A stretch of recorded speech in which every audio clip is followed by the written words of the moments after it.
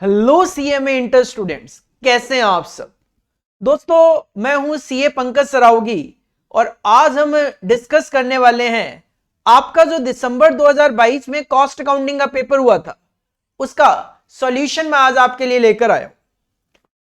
देखो, ये जो पेपर हुआ था हमारा दिसंबर 2022 में कॉस्ट अकाउंटिंग का, तो ऑफ कोर्स जैसा कि हमें पता है कि हमारा जो पेपर आता है दो सेक्शन में आता है, सेक्शन ए और सेक्शन बी।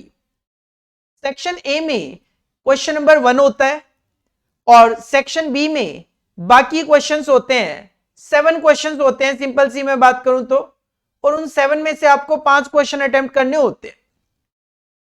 सेक्शन बी में attempt any 5 question from question number 2 to 8, तो 2 क्वेश्चन की आपको पूरी चॉइस मिल जाती है।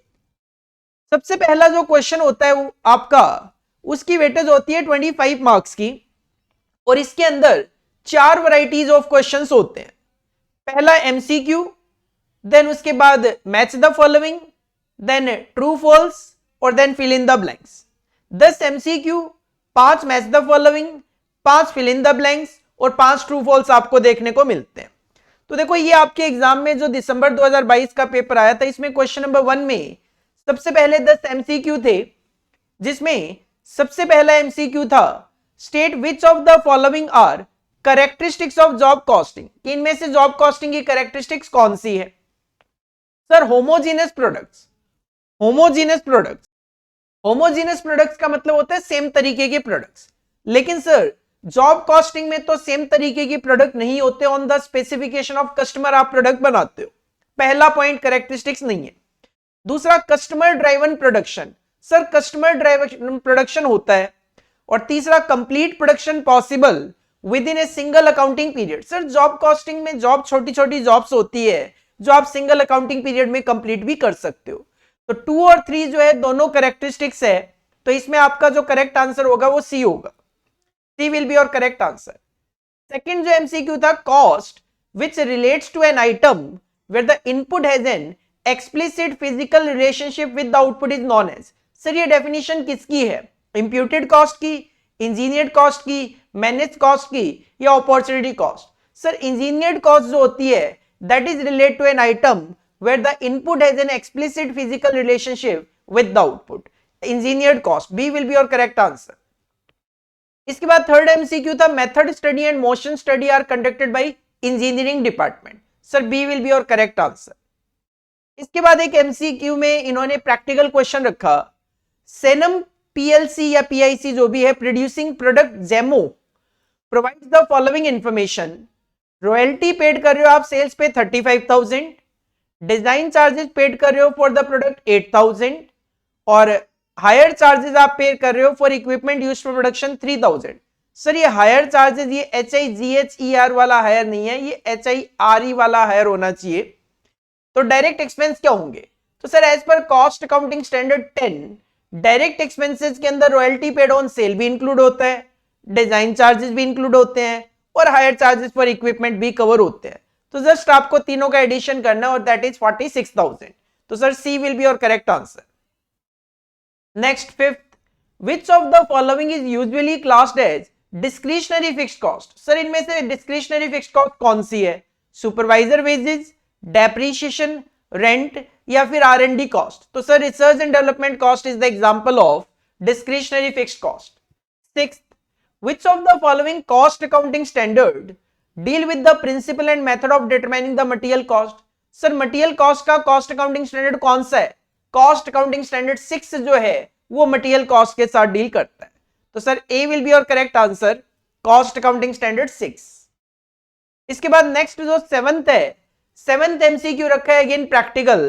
कहते हैं beta limited made a profit of ₹2 lakh during the year ending 31 March 2022 as per costing record. Costing records में प्रॉफिट दिखाई दे रहा है 2 लाख रुपए का, ठीक है। इफ इंटरेस्ट ऑन इन्वेस्टमेंट जो कि इनकम होती है एंड इनकम टैक्स पेड जो कि एक्सपेंस है ₹15,000 एंड 90,000 रेस्पेक्टिवली, तो what will be the profit as per financial records?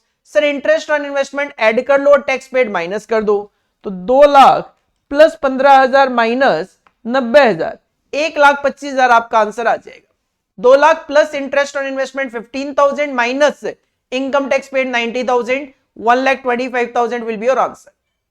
Next, 8th MCQ. Cost plus contracts is usually entered into those cases where cost of certified and uncertified work, cost can be easily estimated, cost of certified work, none of the above. तो sir cost can be easily estimated. Cost plus contract वहीं पे possible है जहां पे आप cost calculate कर सको, क्योंकि इसमें क्या होता है, प्रॉफिट मार्जिन फिक्स होता है 10%, 15% जो भी है, तो कॉस्ट कैलकुलेट करोगे तभी तो कॉन्ट्रैक्ट प्राइस निकाल पाओगे उसमें अपना प्रॉफिट मार्जिन ऐड करके. B will be your correct answer. 9th MCQ फिर से एक प्रैक्टिकल दिया है. कहते हैं break even point of Gomin Limited is 3,20,000, the fixed cost is ₹1,28,000 और वेरिएबल कॉस्ट 12 रुपए. पीवी रेशियो क्या होगा? तो सर इसके लिए आप अपना ब्रेक इवन पॉइंट का फॉर्मूला यूज कर लेंगे. ब्रेक इवन पॉइंट का फॉर्मूला होता है फिक्स्ड कॉस्ट अपॉन में पीवी रेशियो. अगर आपके पास ब्रेक इवन पॉइंट गिवन है 3,20,000 रुपए, फिक्स्ड कॉस्ट भी गिवन है 1,28,000 रुपए, तो सर पीवी रेशियो तो सीधा सीधा कैलकुलेट होके आ ही जाएगा. 40% आ गया. पीवी रेशियो आपका 40% आ गया. B will be your correct answer. ये किसी बच्चे ने पेपर भेजे हुए हमें, पिक्स है उनकी, तो अगर आपको ये पेपर प्रॉपरली दिखाई अगर नहीं दे रहा हो तो आप हमसे पीडीएफ की डिमांड कर सकते हो. वैसे ठीक दिख रहा होगा, बट बाई चांस अगर प्रॉपरली नहीं दिखाई दे रहा हो आप पीडीएफ की डिमांड हमसे कर सकते हो, कोई दिक्कत नहीं है, आपको पीडीएफ दे देंगे ये वाला जो दिख रहा है आपको. इसके बाद नेक्स्ट है 10th क्वेश्चन एमसीक्यू में. Again a practical question. कहते हैं in factory of Pert Limited where standard costing was followed, 4,000 kg of material at the rate of 15 per kg were consume. एक फैक्ट्री जहां पे स्टैंडर्ड कॉस्टिंग अप्लाई होता है, 4,000 KG raw material use किया 15 per KG के accordingly, तो sir 60,000 रुपए की कॉस्ट आ गई. Resulting in a material cost variance आया 1,000 एडवर्स. तो सर स्टैंडर्ड मटेरियल कॉस्ट क्या होगी? तो मटेरियल कॉस्ट वेरिएंस का फॉर्मूला होता है स्टैंडर्ड कॉस्ट माइनस में actual cost. Sir material cost variance negative में 1,000 है. क्वेश्चन कहता है स्टैंडर्ड कॉस्ट बताओ कितनी, और एक्चुअल कॉस्ट की बात करें तो 4,000 KG eight the rate of 15. तो सर स्टैंडर्ड कॉस्टिंग आ जाएगा आपका 59,000.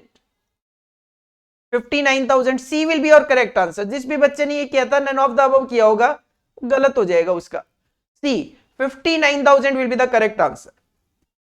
59,000 will be the correct answer. तो इस तरीके से ये 10 एमसीक्यू दिए हुए थे.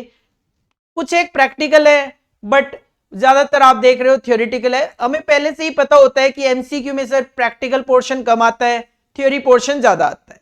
बाकी जो सेक्शन बी है उसको तो इस तरीके से बनाया जाता है, आप चाहो तो सारा का सारा 75 मार्क्स का उसमें प्रैक्टिकल अटेम्प्ट कर सकते हो. इसके बाद अगर मैच द फॉलोइंग की मैं बात करूं तो कॉलम 1 और कॉलम 2 को मैच करना होता है simply. Sir relevant cost, job evaluation, pollution control cost, margin of safety, zero base budgeting. Column 1 में तो 5 ही पॉइंट है, लेकिन कॉलम 2 में आप देखोगे आपको कंफ्यूज करने के पॉइंट ऑफ व्यू से 8 गिवन है, ताकि आपको लास्ट वाला पता न चले. ऐसे क्या होगा, अगर 5-5 ही होंगे तो 4 मैच कर दोगे तो 5th ऑटोमेटिक मैच हो जाता है, तो वो ना हो इस वजह से एग्जामिनर ने ऐसा किया है.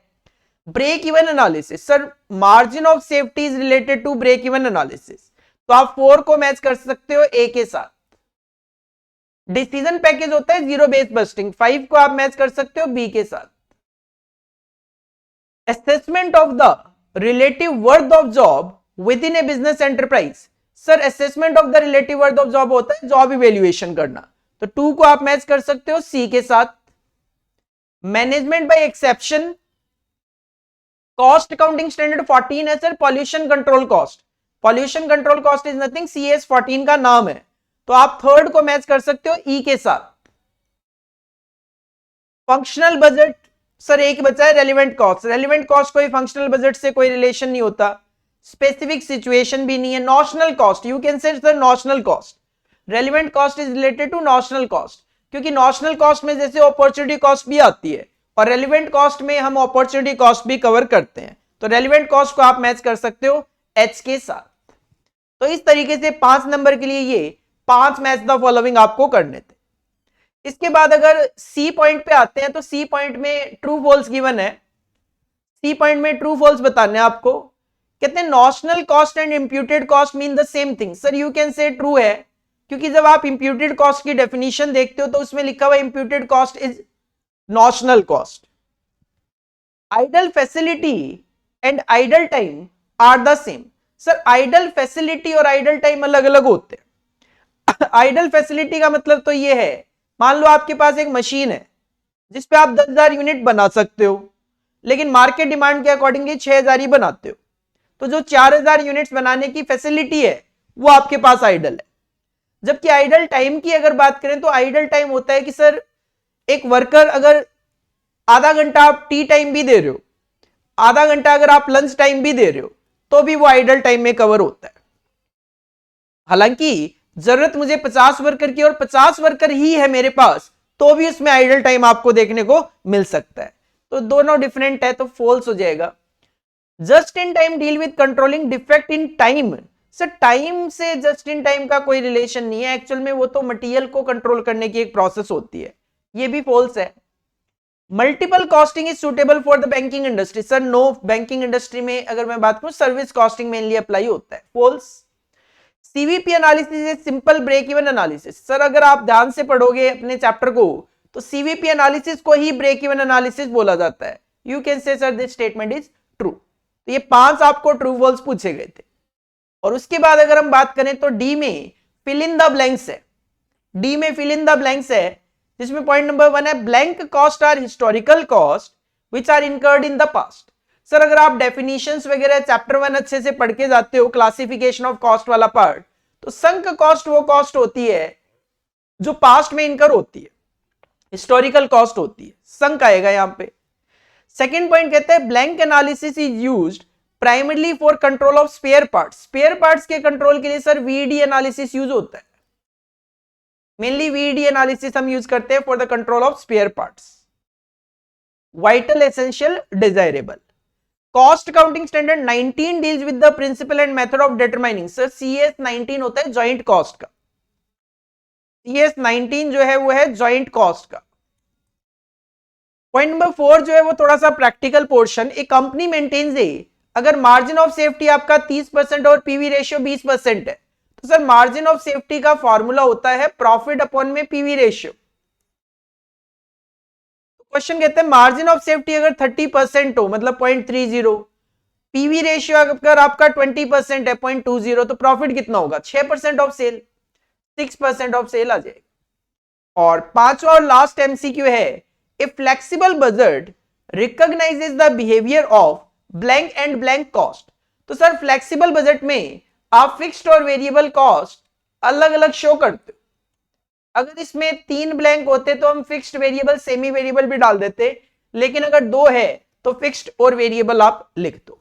तो इस तरीके से ये 25 नंबर के जो क्वेश्चन है, अगर आपकी प्रिपरेशन ठीक हो, आपने अगर बिट क्वेश्चन की पूरी बुकलेट करके गए हो, आपको अगर चैप्टर नंबर 1 जो है उसका थियोरेटिकल कॉन्सेप्ट क्लियर हो, थोड़ा सा बेसिक चैप्टर की नॉलेज हो, तो ये 25 नंबर तो आपके पक्के।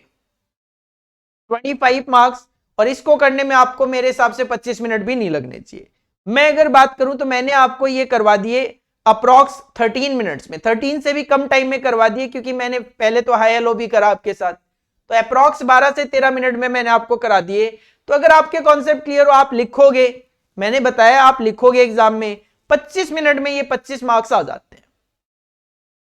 इसके बाद अगर आप सेक्शन बी की तरफ मूव करते हो, इजी पेपर था सर, अगर आप बी की तरफ मूव करते हो तो बी में आपको 7 क्वेश्चंस गिवन है, क्वेश्चन नंबर 2 से लेकर 8 तक, उसमें से आपको 5 क्वेश्चन अटेम्प्ट करने हैं।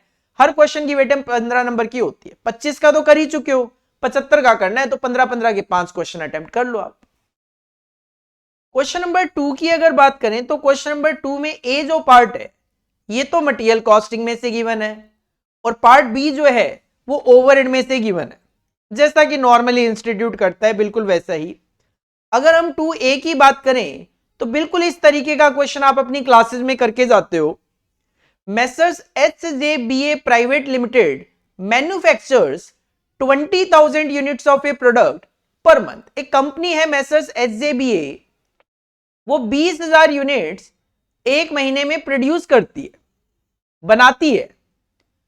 The cost of placing an order is ₹1500। Sir आपको ओ पता चल गया 1500 रुपए है, ओ पता चल गया 1500 है। तो purchase price of raw material, material का जो प्राइस है वो 100 रुपए पर केजी रहेगा। रीऑर्डर पीरियड 5 to 7 वीक्स है। Consumption of raw material varies from 200 से 300 केजी पर वीक। तो 200 is the minimum consumption, 300 maximum consumption, with the average consumption हो गया 250 केजी। नहीं भी गिवन होता तो आप कैलकुलेट कर लेते 250। जो कैरिंग कॉस्ट आपको लेनी है वो लेनी है 9.75% पर एनम, और लीड टाइम लेना है इमरजेंसी परचेज के लिए 5 डेज सर, जो कि डेंजर लेवल कैलकुलेट करने के लिए यूज होता है। तो सबसे पहले तो आपसे रीऑर्डर क्वांटिटी पूछी गई, इसका सॉल्यूशन मैं अलग से करवा देता हूं ताकि आप बेटर तरीके से अंडरस्टैंड कर सको। सर सबसे पहली रिक्वायरमेंट जो है क्वेश्चन के अंदर वो रीऑर्डर क्वांटिटी की है। Reorder quantity is nothing, it is the EOQ. तो फॉर्मूला आप अप्लाई कर लेना 2 into A into O divided by C.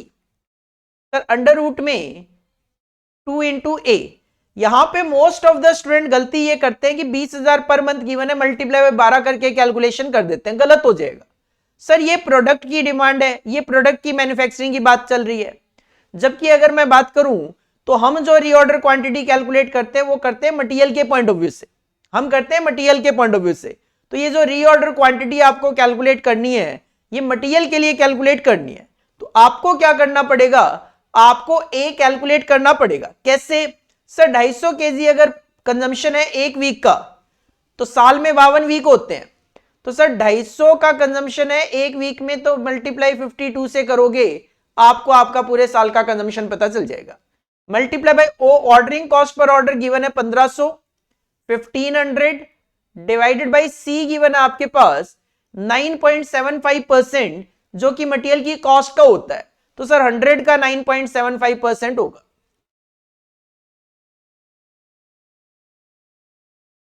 Accordingly आपको आपका आंसर मिल जाएगा।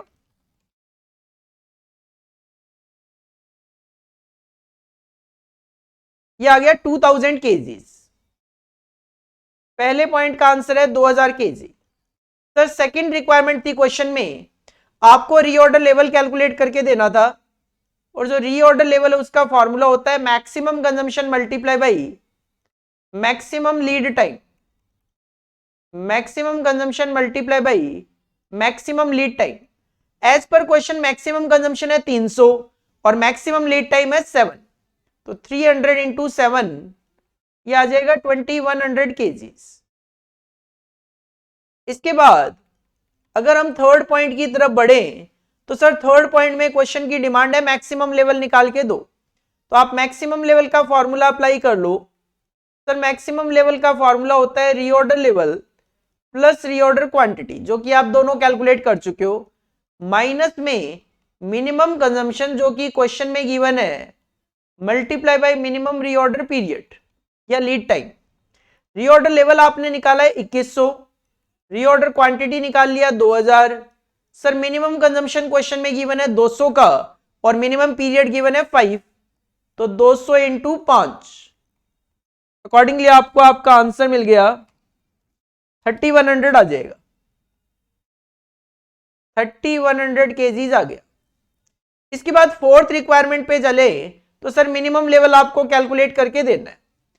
फोर्थ पॉइंट में आपको मिनिमम लेवल कैलकुलेट करके देना है, और सर मिनिमम लेवल का फॉर्मूला होता है रीऑर्डर लेवल माइनस में average consumption multiply by average reorder period. Reorder level तो आपने कैलकुलेट किया ही है 2100, एवरेज कंजम्पशन क्वेश्चन में गिवन है 250 का, और 5 और 7 का एवरेज करोगे तो 6 आएगा। तो सर 250 इंटू 6, 600 केजी जो है वो आपका मिनिमम लेवल रहेगा। जब आपने मैक्सिमम और मिनिमम कैलकुलेट कर लिया तो क्वेश्चन की fifth requirement average stock level आप इजीली कैलकुलेट करके दे सकते हो। तो सर फिफ्थ रिक्वायरमेंट में एवरेज स्टॉक लेवल कैलकुलेट कर दो। एवरेज स्टॉक लेवल होता है minimum plus maximum divide by 2। Sir minimum stock level plus maximum stock level divided by 2। Minimum stock level 600 है, मैक्सिमम स्टॉक लेवल आपका 3100 है, 3100 है, तो डिवाइडेड बाय 2। सर 1850 जो है that will be your average stock level. और sixth and last requirement of the question is danger level आपको calculate करके देना है। तो सर डेंजर लेवल का फॉर्मूला आप यूज कर लिया करते हैं, maximum consumption multiply by emergency lead time, जो कि क्वेश्चन में अलग से गिवन होता है। सर मैक्सिमम कंजम्पशन गिवन था हमारे पास 300 केजी का, 300 केजी का, और इमरजेंसी लीड टाइम है 5 का। सर ये आ जाएगा आपका 1500 KG, 1500 KG, 1500 KG, 1500 KG will be your answer. तो लीड टाइम फॉर इमरजेंसी जो है वो मिनिमम टाइम के इक्वल ही यहां पे गिवन है, हालांकि मिनिमम से थोड़ा कम देना चाहिए इनको, बट ठीक है, जो भी सिचुएशन है उसके हिसाब से आप यहां पे कंसिडर कर सकते हो। हाँ, इसका कई बार फॉर्मूला दूसरा एक ये भी यूज किया जाता है कि मैक्सिमम की बजाय एवरेज कंजम्पशन लिया जाता है। तो आप एवरेज कंजम्पशन भी लेकर अगर करके आए हो एग्जाम में तो भी आपका आंसर ठीक माना जाएगा। मतलब 250 इंटू 5, 1250 भी अगर आपने निकाला है तो वो भी आपके एग्जाम पॉइंट ऑफ व्यू से सही करेक्ट आंसर माना जाएगा। और इस क्वेश्चन की वेटेज थी आपके एग्जाम में 8 नंबर की। बस मोस्ट ऑफ द स्टूडेंट गलती यहीं पे करते हैं 20,000 इंटू 12 वाली। और जिन बच्चों ने 20,000 इंटू 12 वाली गलती करी है उनके यहां पे अगर मैं बात करूं तो रीऑर्डर क्वांटिटी तो गलत हो गई। अब रीऑर्डर क्वांटिटी मैक्सिमम लेवल में भी आता है तो वो भी गलत हो जाएगा। रीऑर्डर क्वांटिटी जब मैक्सिमम लेवल गलत होगा तो आपका एवरेज स्टॉक लेवल भी गलत हो जाएगा। तो 6 में से 3 पॉइंट आपके सही कैलकुलेट होके आएंगे और 3 पॉइंट आपके गलत कैलकुलेट होके आएंगे। इस तरीके के 2 क्वेश्चन मैं अपनी क्लासेस में करवाता हूं बच्चों को। इसके बाद अगर और आगे बढ़ते हैं और सेकंड क्वेश्चन के बी पार्ट की तरफ चलें तो सर सेकंड क्वेश्चन का जो बी पार्ट है, सेकंड क्वेश्चन का जो बी पार्ट है वो गिवन है आपके पास यहां पे ओवरहेड के चैप्टर में, जो कि हम अंडर अब्जॉर्प्शन और ओवर अब्जॉर्प्शन के ट्रीटमेंट की जो बात किया करते हैं उससे रिलेटेड ये क्वेश्चन आपके पास गिवन है। बी पार्ट देखो, Pitab Limited manufactures a single product and absorb the production overhead at a predetermined rate of ₹10 per machine hour. Predetermined rate already calculated है, 10 रुपए पर आवर के accordingly absorption करते हैं। Total production, overhead expenses incurred and the actual machine hours for the department for the month of September 2022 वर, ये production के बाद comma नहीं है, total production overhead expenses incurred 2 lakh रुपए है और आपने जो एक्चुअल काम किया है वो किया है 10,000 घंटे। तो 10,000 घंटे अगर आप काम करोगे और 10 रुपए के हिसाब से अब्जॉर्प्शन करोगे तो अब्जॉर्प्शन तो आप 1 लाख रुपए का कर पाओगे। खर्चा 2 लाख का हुआ है, लेकिन आगे कुछ कहते हैं of the amount of ₹2 lakh, ये जो 2 लाख का खर्चा है इसमें 30,000 रुपए तो became payable due to an award of labour cost and 10,000 was in respect of expenses of the previous year booked in the current month that is सितंबर। तो सर ये हो गया 30,000 तो due to an award of the labour court, अब normal खर्चा मानते हैं।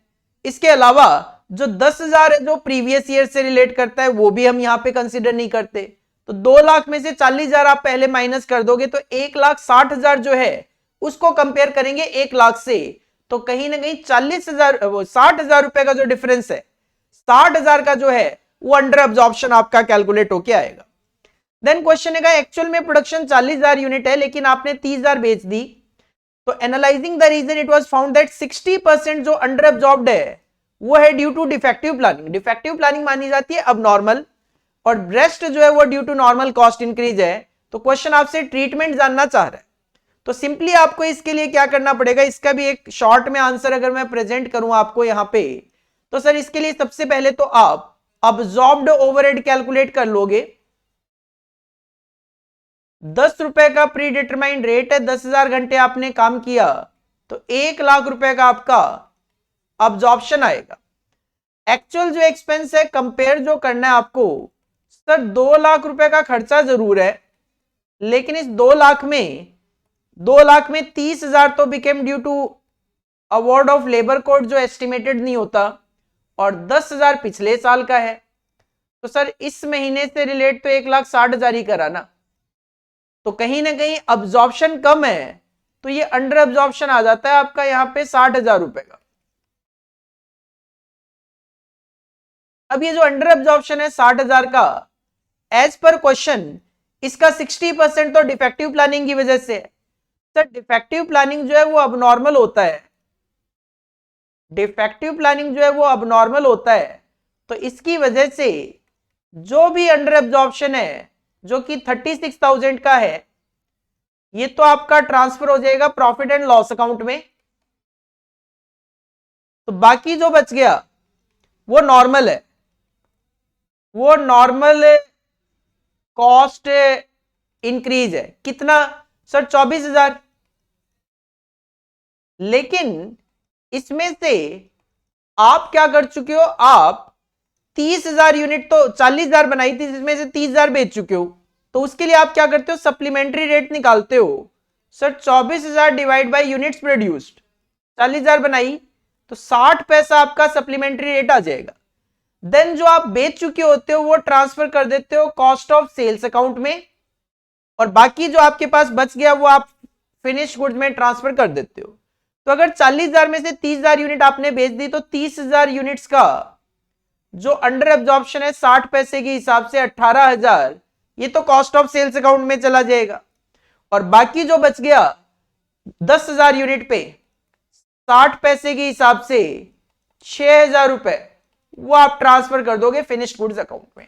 बस इसी को डिटेल में आपको लिखना था, ये मैंने शॉर्ट में एक समरी आपके सामने प्रेजेंट कर दी आंसर की। और इसकी भी वेटेज आपके लिए 7 नंबर की थी, 8 7 8 7, कुछ इसी तरीके से वेटेज नॉर्मली रहा करती है। तो ये भी क्वेश्चन इजी था। इस तरीके के क्वेश्चन भी आप हमारी क्लासेस में कम से कम 4-5 क्वेश्चन इस तरीके के आप करके जाते हो। इसके बाद अगर नेक्स्ट क्वेश्चन आप देखोगे तो सर नेक्स्ट जो क्वेश्चन था क्वेश्चन नंबर 3, इसमें ए पार्ट आपको थ्योरी दिया गया और बी पार्ट आपको प्रैक्टिकल दिया गया। मैं तो हमेशा अपने बच्चों को यह सजेस्ट करके भेजता हूं कि जो क्वेश्चन नंबर 3 आता है उसमें ए पार्ट थ्योरी रहता है, तो क्वेश्चन नंबर 3 को जहां तक हो सके आप स्किप करने की कोशिश करो, क्योंकि ये जो 7 मार्क्स का थ्योरी पार्ट है इसमें से 7 में से 7 नंबर मिलना काफी मुश्किल होता है।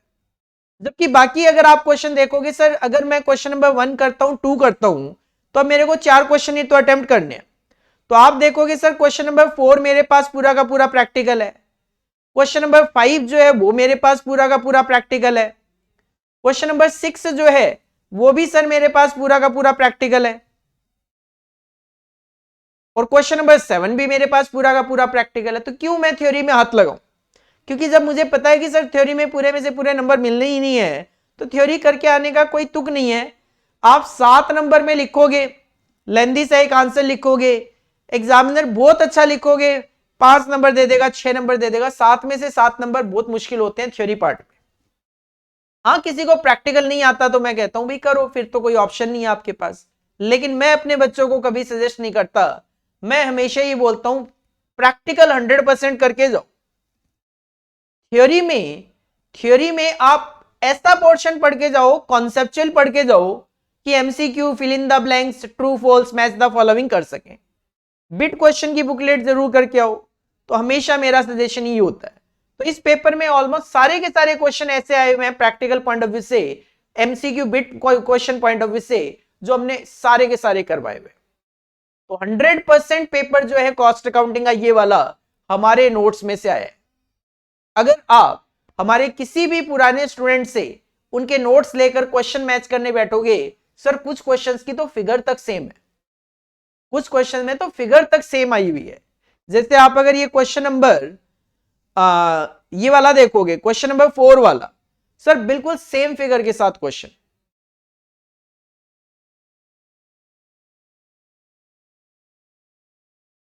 नेक्स्ट क्वेश्चन की तरफ मूव करते हैं। हालांकि मैं अपने बच्चों को मना करता हूं कि इस तरीके का जो थ्योरी क्वेश्चन है वो अटेम्प्ट मत करो, बट आपके साथ मैं यहां पे सारे के सारे क्वेश्चन डिस्कस कर रहा हूं।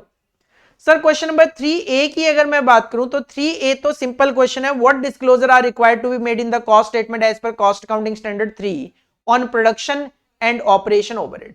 कॉस्ट अकाउंटिंग स्टैंडर्ड 3 का डिस्क्लोजर आपने मेंशन करना है।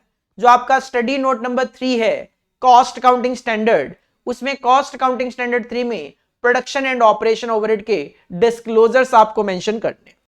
ये रहा आपके सामने आंसर।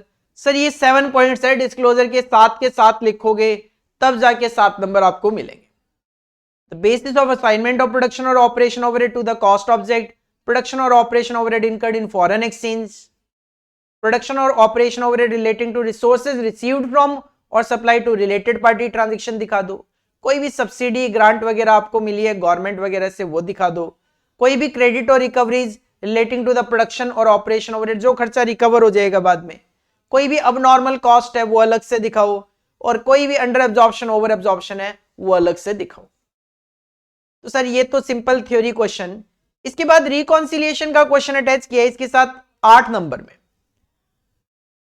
इस क्वेश्चन को मैं प्लस माइनस की फॉर्म में ही आपको करवा देता हूं। ROS limited showed a net loss of 35,400 as per their cost account for the year ended 31 March 2022। Sir top पे आप लिखोगे loss as per cost accounts 35,400, negative में फिगर आ जाएगी। इसके बाद फाइनेंशियल अकाउंटिंग में आपको नेट प्रॉफिट दिखाई दे रहा है 67,800, तो लास्ट में बॉटम में आप लिखोगे profit as per financial account 67,800। करना क्या आपको, कॉस्ट अकाउंटिंग के प्रॉफिट में एडमिन ओवरहेड अंडर रिकवर्ड है, सर अंडर रिकवर्ड माइनस कर दो। Factory overhead over recovered plus हो जाता है। डेप्रीशिएशन आपने अंडर चार्ज की है, तो सर अंडर चार्ज और under recovered is the same thing, minus हो जाता है। डिविडेंड रिसीव्ड आप प्लस कर लेना कॉस्ट अकाउंटिंग के प्रॉफिट में। Loss due to obsolescence minus हो जाता है। इनकम टैक्स भी माइनस हो जाता है। बैंक इंटरेस्ट क्रेडिट है तो प्लस हो जाता है। इसके बाद ओपनिंग स्टॉक आपने कॉस्ट अकाउंटिंग में 20,000 रुपए से ज्यादा दिखाया हुआ है, 20,000 का डिफरेंस है। 20,000 रुपए से ओपनिंग स्टॉक कॉस्टिंग में ज्यादा है। सर ओपनिंग स्टॉक जहां पे ज्यादा होता है वहां पे प्रॉफिट कम हो जाते हैं, तो हमें उसको वापस ऐड बैक करना पड़ता है। तो 20,000 आप ऐड कर लो कॉस्ट अकाउंटिंग के प्रॉफिट में। क्लोजिंग स्टॉक कॉस्ट अकाउंटिंग में आप देखोगे कम है, कितना कम है, 1,32,000 माइनस 1,25,500, 6,500 कम है। सर क्लोजिंग स्टॉक जहां पे कम होता है वहां पे प्रॉफिट भी कम हो जाते हैं, तो उसको ऐड करना पड़ता है। तो कॉस्ट अकाउंटिंग में कम है तो कॉस्ट अकाउंटिंग में ऐड बैक कर लो। गुडविल रिटर्न ऑफ माइनस हो जाता है। नॉशनल रेंट, नॉशनल रेंट एक ऐसा खर्चा है जो आप केवल कॉस्ट अकाउंटिंग में दिखा दिया करते हो, तो वापस ऐड बैक कर लो। और provision for doubtful debt minus कर दो। बस द रिकॉन्सिलिएशन स्टेटमेंट आपको दिखाना था। कॉस्टिंग का नेट लॉस जो है वो एज ए बेसिस लेना था, जो मैंने आपको टॉप पे बोला ही, और 8 नंबर इसकी वेटेज थी। सेम फिगर्स के साथ आपको हमारे नोट्स में ये क्वेश्चन देखने को मिल जाएगा।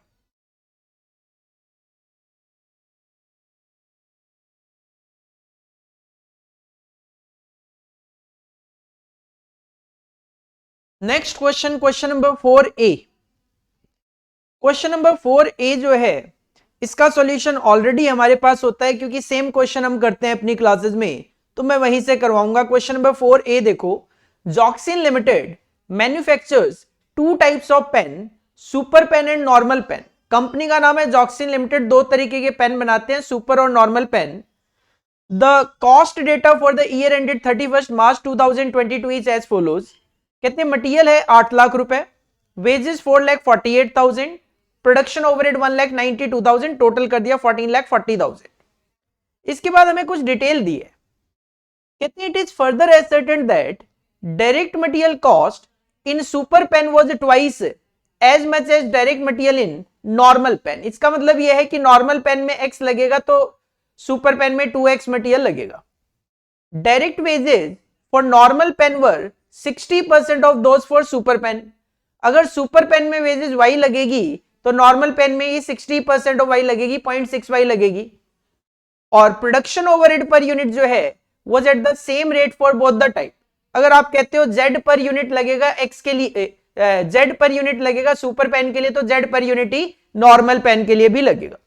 ये क्यों गिवन है सर? ये इसलिए गिवन है कि आपको ये जो मटेरियल, वेजेस और प्रोडक्शन ओवरहेड के खर्चे गिवन है, ऊपर नॉर्मल पेन सुपर पेन के कंबाइंड गिवन है, आपको इसको अलग अलग करना पड़ेगा। इसके बाद सिंपल है, एडमिन ओवरहेड आपको 200% ऑफ डायरेक्ट लेबर लेना है। सेलिंग कॉस्ट आपको 1 रुपए पर सुपर पेन लेनी है।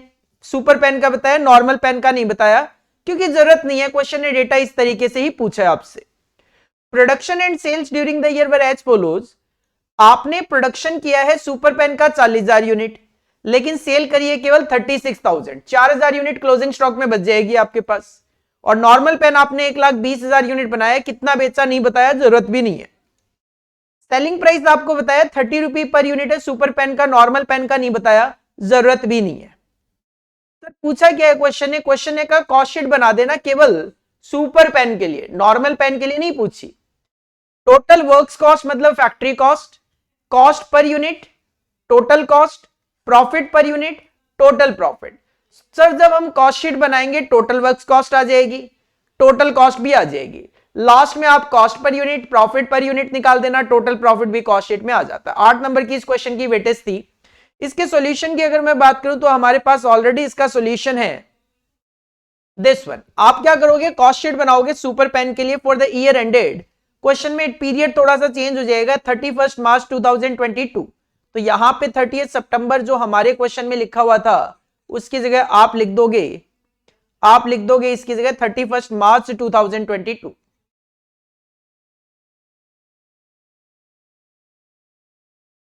इसके बाद आपको यहां पे पहले वर्किंग नोट्स बनाने पड़ेंगे। क्वेश्चन ने कहा है कि डायरेक्ट मटेरियल की जो कॉस्ट है वो सुपर पेन में ट्वाइस होगी, डबल होगी नॉर्मल पेन से।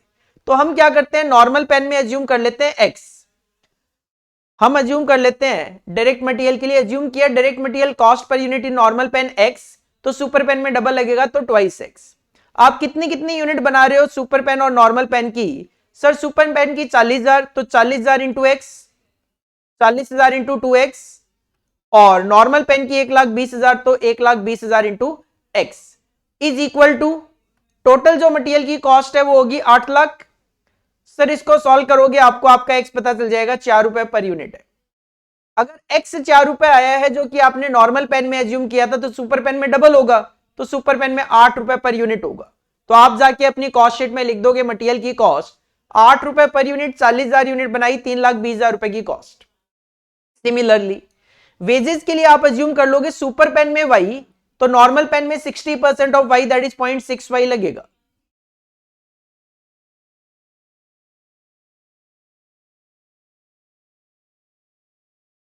सर सेकंड वर्किंग नोट बन जाएगा डायरेक्ट वेजेस के लिए, डायरेक्ट वेजेस सुपर पेन का अज्यूम कर लो वाई, तो नॉर्मल पेन में 0.6 वाई।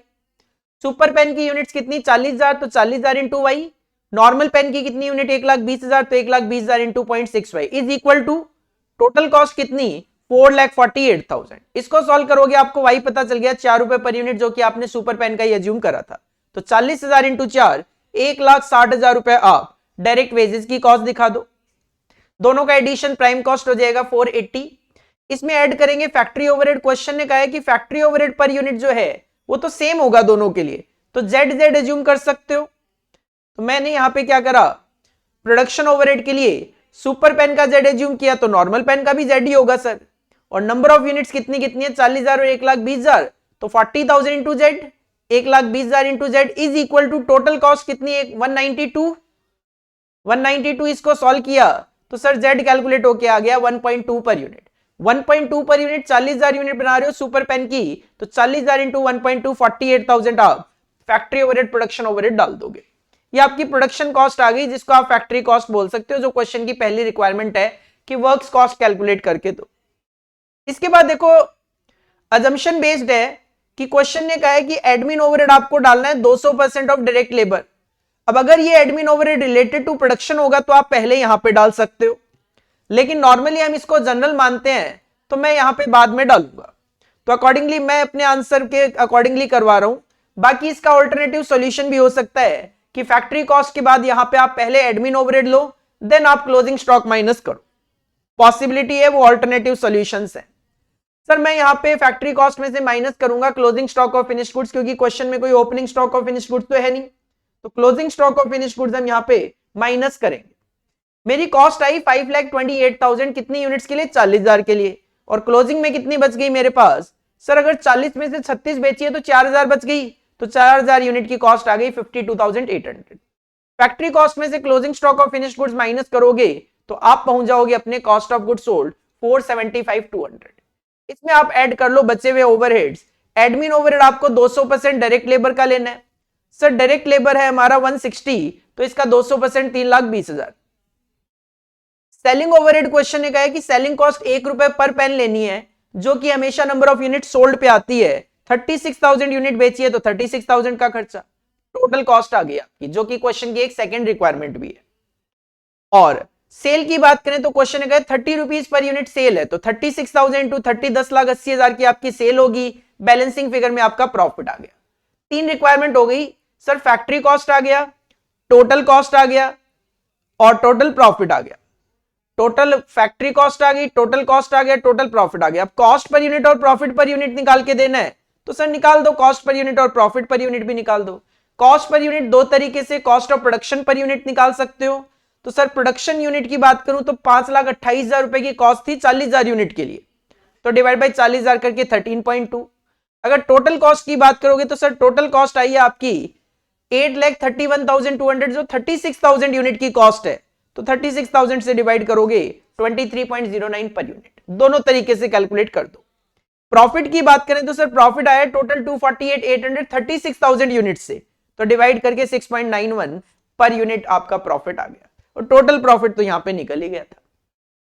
तो सेम क्वेश्चन था, बिल्कुल सेम क्वेश्चन था, केवल और केवल एक ईयर में चेंज आपको यहां पे देखने को मिल रहा था 8 नंबर की वेटेज के साथ। इसके बाद अगर क्वेश्चन नंबर 4B की तरफ बढ़े तो सर क्वेश्चन नंबर 4B जो है that is from joint product by product chapter.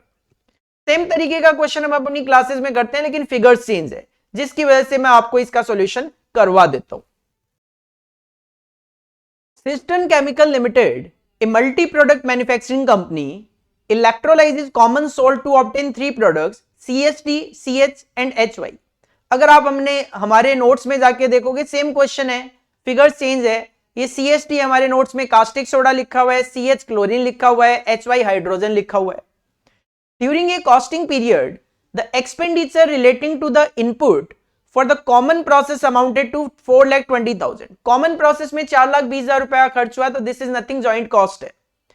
After separation के बाद फर्दर कॉस्ट आती है, expenses amounting to rupee 1,90,000, rupee 90,000 और 15,000 were incurred for CHD, CH and HY respectively.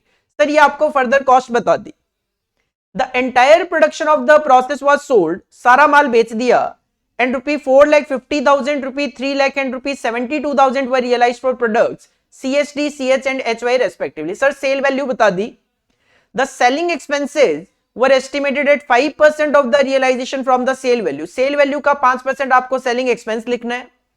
The company expected profit at the rate of 15%, 12% and 10% of the realization from the sale of product CHD, CH and HY respectively। Sir profit के percentage बता दिए। Question की demand है prepare a statement showing the apportionment of joint cost. सबसे पहले तो joint cost calculate करनी है और उसके बाद profitability of each product calculate करके देना है। और सर इस क्वेश्चन में एनआरवी मेथड अप्लाई होता है, इस क्वेश्चन में एनआरवी मेथड का एप्लीकेशन होता है। हेडिंग पुट करेंगे आंसर नंबर 4B, ये आपका 4B है।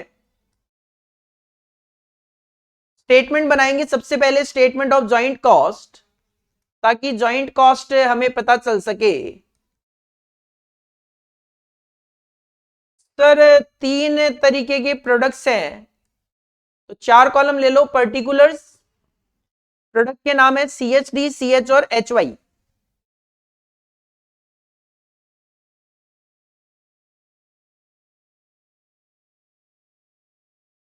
चलो जी, statement of joint cost NRV method use करेंगे। सर एनआरवी मेथड में सबसे पहले फाइनल सेल वैल्यू ली जाती है। फाइनल सेल वैल्यू की अगर बात करें तो फाइनल सेल वैल्यू है 4,50,000, 3 लाख और 72,000।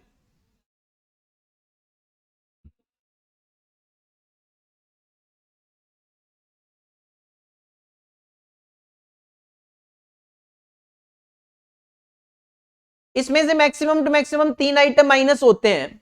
सबसे पहले आप प्रॉफिट माइनस कर दो। क्वेश्चन ने कहा है प्रॉफिट मार्जिन जो रहेगा 15, 12 और 10% रहेगा, तो सर 4.5 लाख का 15% 67,500 आ जाएगा। 3 लाख का 12% 36,000 आ जाएगा, और 72,000 का 10% 7,200 आ जाएगा। 15, 12 और 10% माइनस कर दो selling expenses. Selling expense sir एक सिंगल परसेंटेज है, 5% of the sale value, 5% of the sale value, तो 4.5 लाख रुपए का 5% होता है 22,500, 3 लाख रुपए का 5% होता है 15,000, और इसका होता है 5% 3,600। साथ में माइनस हम कर देते हैं फर्दर कॉस्ट, जो कि सेपरेशन के बाद आती है। एज पर क्वेश्चन सेपरेशन के बाद खर्चे किए आपने 1,90,000, 90,000 और 15,000। 1,90,000, 90,000 और 15,000। सर ये आपका एनआरवी कैलकुलेट होके आ जाएगा।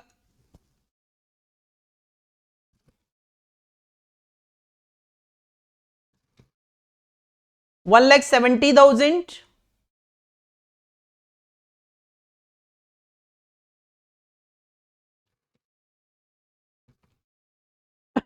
1,59,000,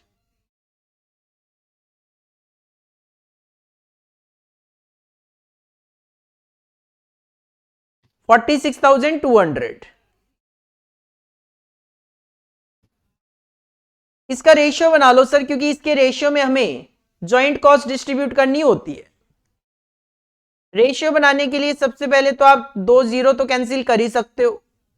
इसके अलावा अगर मैं बात करूं तो इसके अलावा मुझे लगता नहीं है कोई ज्यादा बड़ा रेशियो यहां पे बनेगा। 2 से ही डिवाइड कर सकते हो आप। 1700 डिवाइड बाई 2 850, 795, 231, यही प्रपोर्शन है। इस प्रपोर्शन में जो आपकी जॉइंट कॉस्ट है एज पर क्वेश्चन 4,20,000, इसको आप डिस्ट्रीब्यूट कर दो।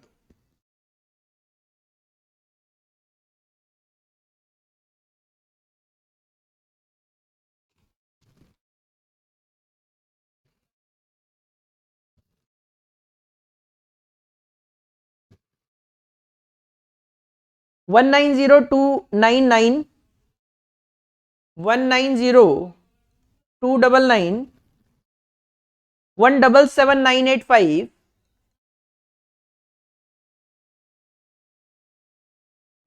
एंड 51,716।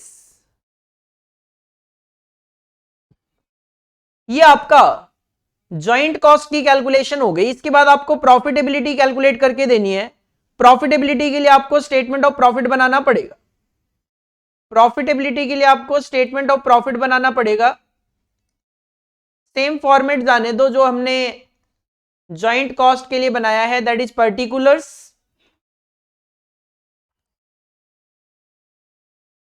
सीएचडी, वो सीएसडी, सीएच और एचवाई। सर प्रॉफिट निकालना है, सबसे पहले आप सेल्स ले लो।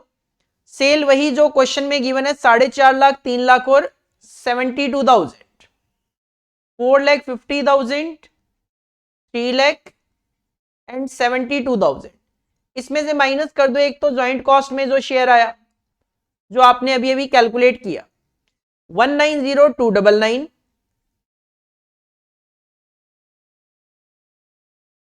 177,985,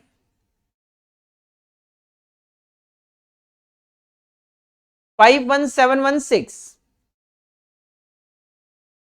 माइनस कर दो फर्दर कॉस्ट जो सेपरेशन के बाद हुई, जो क्वेश्चन में गिवन थी हमारे पास, दैट इज 1,90,000,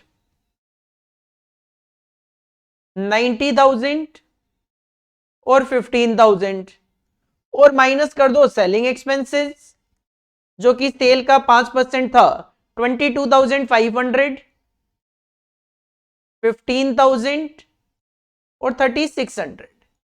सर ये सारे खर्चे माइनस कर दोगे तो आपको आपका प्रॉफिट पता चल जाएगा।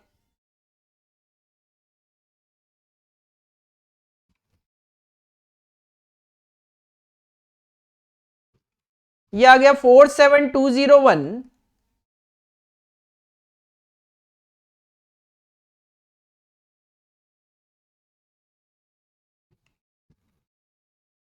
17,015,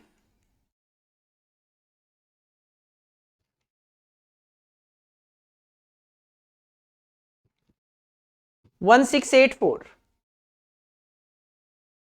इस तरीके से आपका ये क्वेश्चन नंबर 4 का बी पार्ट सॉल्व होना था जिसकी वेटेज 7 नंबर की थी, 7 मार्क्स की थी। इसके बाद अगर आप आगे बढ़ते हो तो क्वेश्चन नंबर 5A जो है that is from operating costing, service costing और ट्रांसपोर्ट कॉस्टिंग का क्वेश्चन है। अपने सिलेबस में 3 सर्विसेज हैं, ट्रांसपोर्ट, होटल और हॉस्पिटल। मेनली होटल या ट्रांसपोर्ट ही आता है, हॉस्पिटल तो बहुत रेयर चांसेस रहते हैं। तो इस बारी आपके एग्जाम में दिसंबर 2022 में ट्रांसपोर्ट का क्वेश्चन आया था, ये भी देख लेते हैं।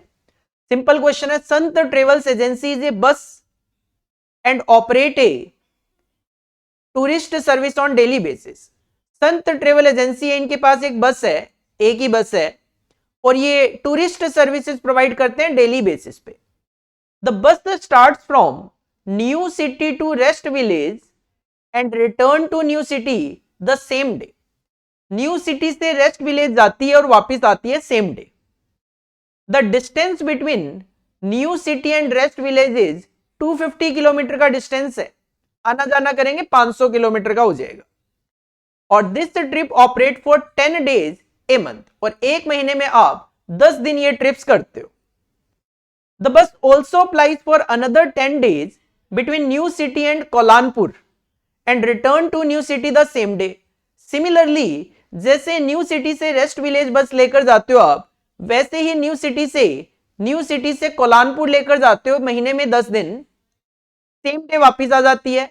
और इसके बीच में जो डिस्टेंस है वो 200 किलोमीटर का है, आना जाना करोगे 400 किलोमीटर का डिस्टेंस हो जाएगा। इसके अलावा the bus makes a local sight seeing trip, local sight seeing भी कराते हैं 5 दिन के लिए महीने में कवरिंग है, और इसका टोटल डिस्टेंस बता दिया आपको 80 किलोमीटर पर डे है, तो 5 दिन में 400 किलोमीटर का ये हो गया। तो टोटल किलोमीटर जिस भी बच्चे का ये पेपर है सही कैलकुलेट किए थे इन्होंने कि सर 250 इंटू 2 500 इंटू 10 5000 किलोमीटर एक हो गया। और सिमिलरली न्यू सिटी से कोलानपुर 200 इंटू 2 400 इंटू 10 4000 एक हो गया, और 80 इंटू 5 401 हो गया। तो 5000 4000 और 400 9400 किलोमीटर का डिस्टेंस कवर कर रही है ये बस एक महीने के अंदर। The following data are given. Bus की जो कॉस्ट है वो 35 लाख है, ठीक है। डेप्रीशिएशन 25% लगाना है स्ट्रेट लाइन मेथड के अकॉर्डिंगली, ओके। ड्राइवर की जो सैलरी है 16000 पर मंथ रहेगी, कंडक्टर की सैलरी 10,000 रुपए पर मंथ रहेगी, पार्ट टाइम क्लर्क की सैलरी 6,000 रुपए एक महीने की रहेगी, इंश्योरेंस पूरे साल का 18,000 है, तो इसको डिवाइड बाई 12 करके पर मंथ कन्वर्ट कर लेंगे। डीजल का कंजम्पशन 5 किलोमीटर पर लीटर, 1 लीटर डीजल में आपकी बस 5 किलोमीटर चलती है और 65 रुपए पर लीटर का डीजल का रेट चल रहा है। टोकन टैक्स आपको 30,000 रुपए पर एनम है, डिवाइडेड बाई 12 कर लेंगे। परमिट फीस 4,500 रुपए per month as it is ले लेंगे। सन्ड्री एक्सपेंस 1,000 रुपए फॉर द मंथ है, ठीक है। ल्यूब्रिकेंट ऑयल 500 है 200 किलोमीटर के लिए, तो सर 9400 किलोमीटर के लिए कैलकुलेट कर लेंगे कितना। रिपेयर एंड मेंटेनेंस का खर्चा 11,000 रुपए per month as it is उठा लेंगे।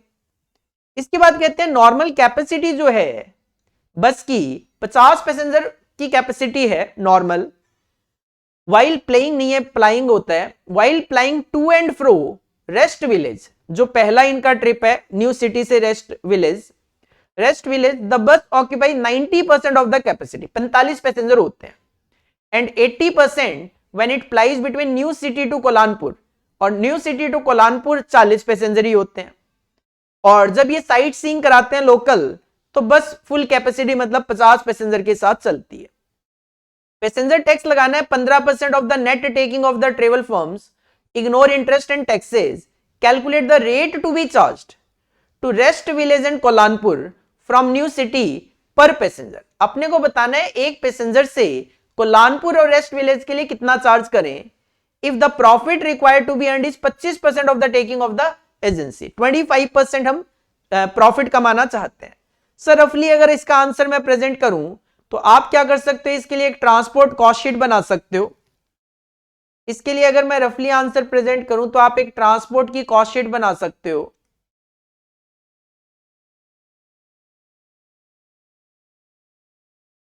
इसमें हम खर्चे लिख लेंगे। खर्चों की मैं बात करूं तो सर सबसे पहले तो मैं क्लियर कर दूं कि ये पर मंथ जो है मैं खर्चे लिख रहा हूं सारे के सारे। बस की कॉस्ट है 35 लाख रुपए और डेप्रीशिएशन है 25%, तो सर 35 लाख का 25%, सबसे पहले तो 8,75,000 रुपए का डेप्रीशिएशन लग जाएगा। 8,75,000 का डेप्रिशिएशन लग जाएगा। जस्ट कैलकुलेशन दिखा रहा हूं मैं आपको एक बार। ड्राइवर की सैलरी 16,000 रुपए per month as it is आपको लेनी है, 16,000 रुपए पर मंथ। प्रेजेंटेशन नहीं देख रहा फिलहाल मैं। कंडक्टर की सैलरी 10,000 रुपए पर मंथ, कंडक्टर की सैलरी 10,000 रुपए per month. Part time clerk की सैलरी है 6,000 रुपए पर मंथ, क्लर्क की सैलरी है 6,000 रुपए पर मंथ। इंश्योरेंस है पूरे साल का 18,000 रुपए, तो सर ये डिवाइड हो जाएगा इंश्योरेंस 18,000 डिवाइडेड बाई 12, 1,500 रुपए आ जाएगा, 1,500 रुपए आ जाएगा।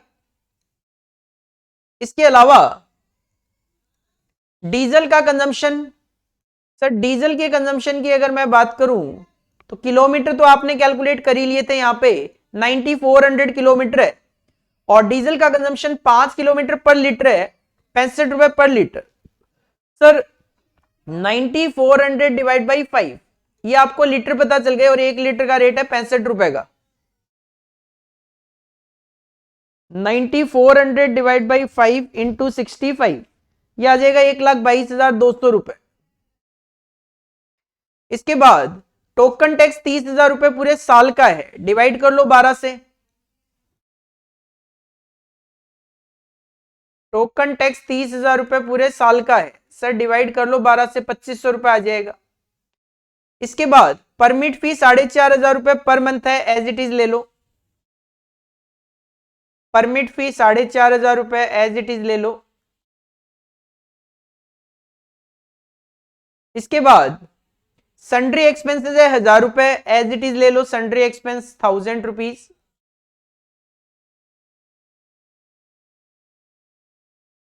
इसके बाद ल्यूब्रिकेटिंग ऑयल है 500 रुपए 200 किलोमीटर के लिए। ल्यूब्रिकेंट ऑयल है 500 रुपए 200 किलोमीटर के लिए। और सर आप पूरे महीने में 9400 किलोमीटर बस चलाने वाले हो, तो 9400 के लिए इट विल बी 23,500।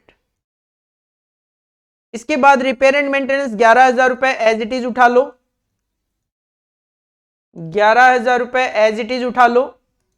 इसके बाद खर्चों की अगर मैं बात करूं तो सर खर्चे हो गए, ये आपको पैसेंजर टैक्स वगैरह बाद में लेना है। अगर मैं ये बात करूं तो ये मेरा टोटल देख लो कितना आ रहा है।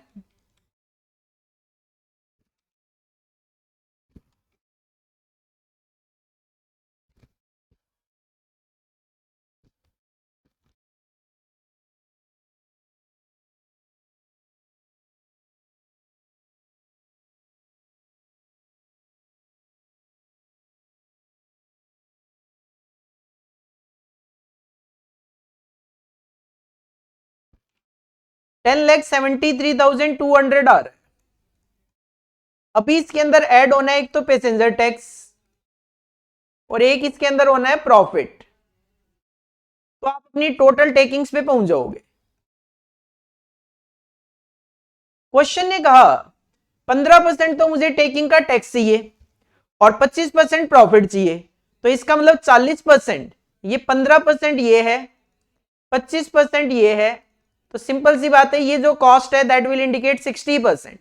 तो 10,73,200 indicate 60% of the total taking. तो सर टोटल टेकिंग आ जाएगी आपकी 17,88,667।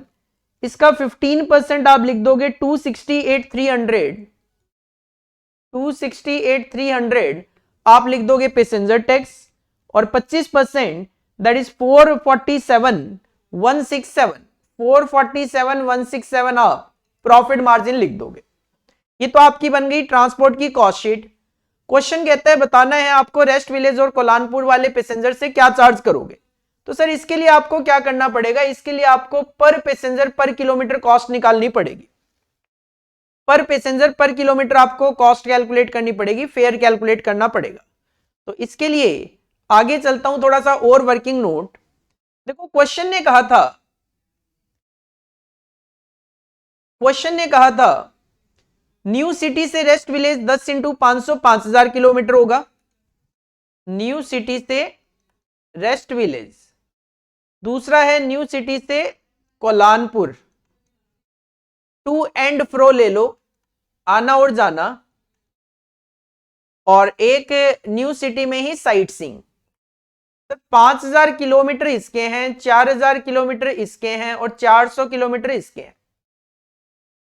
ये तो है नंबर ऑफ किलोमीटर्स। इनको आपने मल्टीप्लाई करना है पैसेंजर से, इनको आपने मल्टीप्लाई करना है पैसेंजर से। क्वेश्चन ने कहा 50 की कैपेसिटी है, लेकिन रेस्ट विलेज में 90% मतलब 45 पैसेंजर्स, 45 पैसेंजर्स। कोलानपुर वाले केस में 40 पैसेंजर्स क्योंकि 80% है, और इसमें फुल कैपेसिटी रहती है मतलब 50-50। तो ये आपको टोटल जो भी आपका खर्चा है उसके पैसेंजर किलोमीटर पता चल जाएंगे। 2,25,000, 1,60,000 और 20,000, 4,05,000 पैसेंजर किलोमीटर आ गए। और सर आपने टेकिंग्स कैलकुलेट कर रखी है 1788,667, तो आप कैलकुलेट कर लोगे टेकिंग दैट इज फेयर पर पैसेंजर पर किलोमीटर। सर हमें टोटल चार्ज करना है 17,88,667 डिवाइडेड बाई 4,05,000 किलोमीटर के लिए, 4,05,000 पैसेंजर किलोमीटर के लिए। तो सर 17,88,667 डिवाइडेड बाई 4,05,000, ये आएगा 4.42 पर पैसेंजर पर किलोमीटर। एक पैसेंजर से 1 किलोमीटर के लिए 4 रुपए 42 पैसा लेंगे। अब जो पैसेंजर, ये टूरिस्ट बस है, टूरिस्ट बस में नॉर्मली ये कॉन्सेप्ट चलता है कि भाई जिस बस में बंदा जाता है उसी बस में वापस आता है। इसका मतलब न्यू सिटी से रेस्ट विलेज जाने वाला पैसेंजर 500 किलोमीटर ट्रेवल करेगा, 250 जाना और 250 आना, 250 जाना और 250 आना। तो न्यू सिटी से रेस्ट विलेज वाला जो पैसेंजर है आप उससे ले लो multiply by 500। Similarly New city से जो कोलानपुर वाला पैसेंजर है वो 400 किलोमीटर ट्रेवल करेगा, क्योंकि 200 किलोमीटर एक साइड का डिस्टेंस है आना जाना। तो 4.42 इंटू 500 अप्रॉक्स 2210 रुपए आप इस पैसेंजर से लो, और अप्रॉक्स 1768 आप इस पैसेंजर से लो। साइट सीइंग वाले से पूछा नहीं है, पूछते तो उससे भी मल्टीप्लाई करके हम आंसर दे सकते थे। तो इस तरीके से आपको क्वेश्चन नंबर 4B का आंसर देना है। मैंने प्रेजेंटेशन नहीं दी, आपको इसको क्या करना है, ये जो खर्चे हैं इसको प्रॉपरली लिख देना है। स्टैंडिंग चार्जेस वाले खर्चे अलग चले जाएंगे, रनिंग वाले अलग चले जाएंगे, मेंटेनेंस वाले अलग चले जाएंगे। बाकी आंसर मैंने आपके सामने प्रेजेंट किया है। इसके बाद अगर 5A के बाद 5B आप देखते हो तो सर 5B जो है वो कॉन्ट्रैक्ट अकाउंट का क्वेश्चन है, कॉन्ट्रैक्ट कॉस्टिंग का क्वेश्चन है।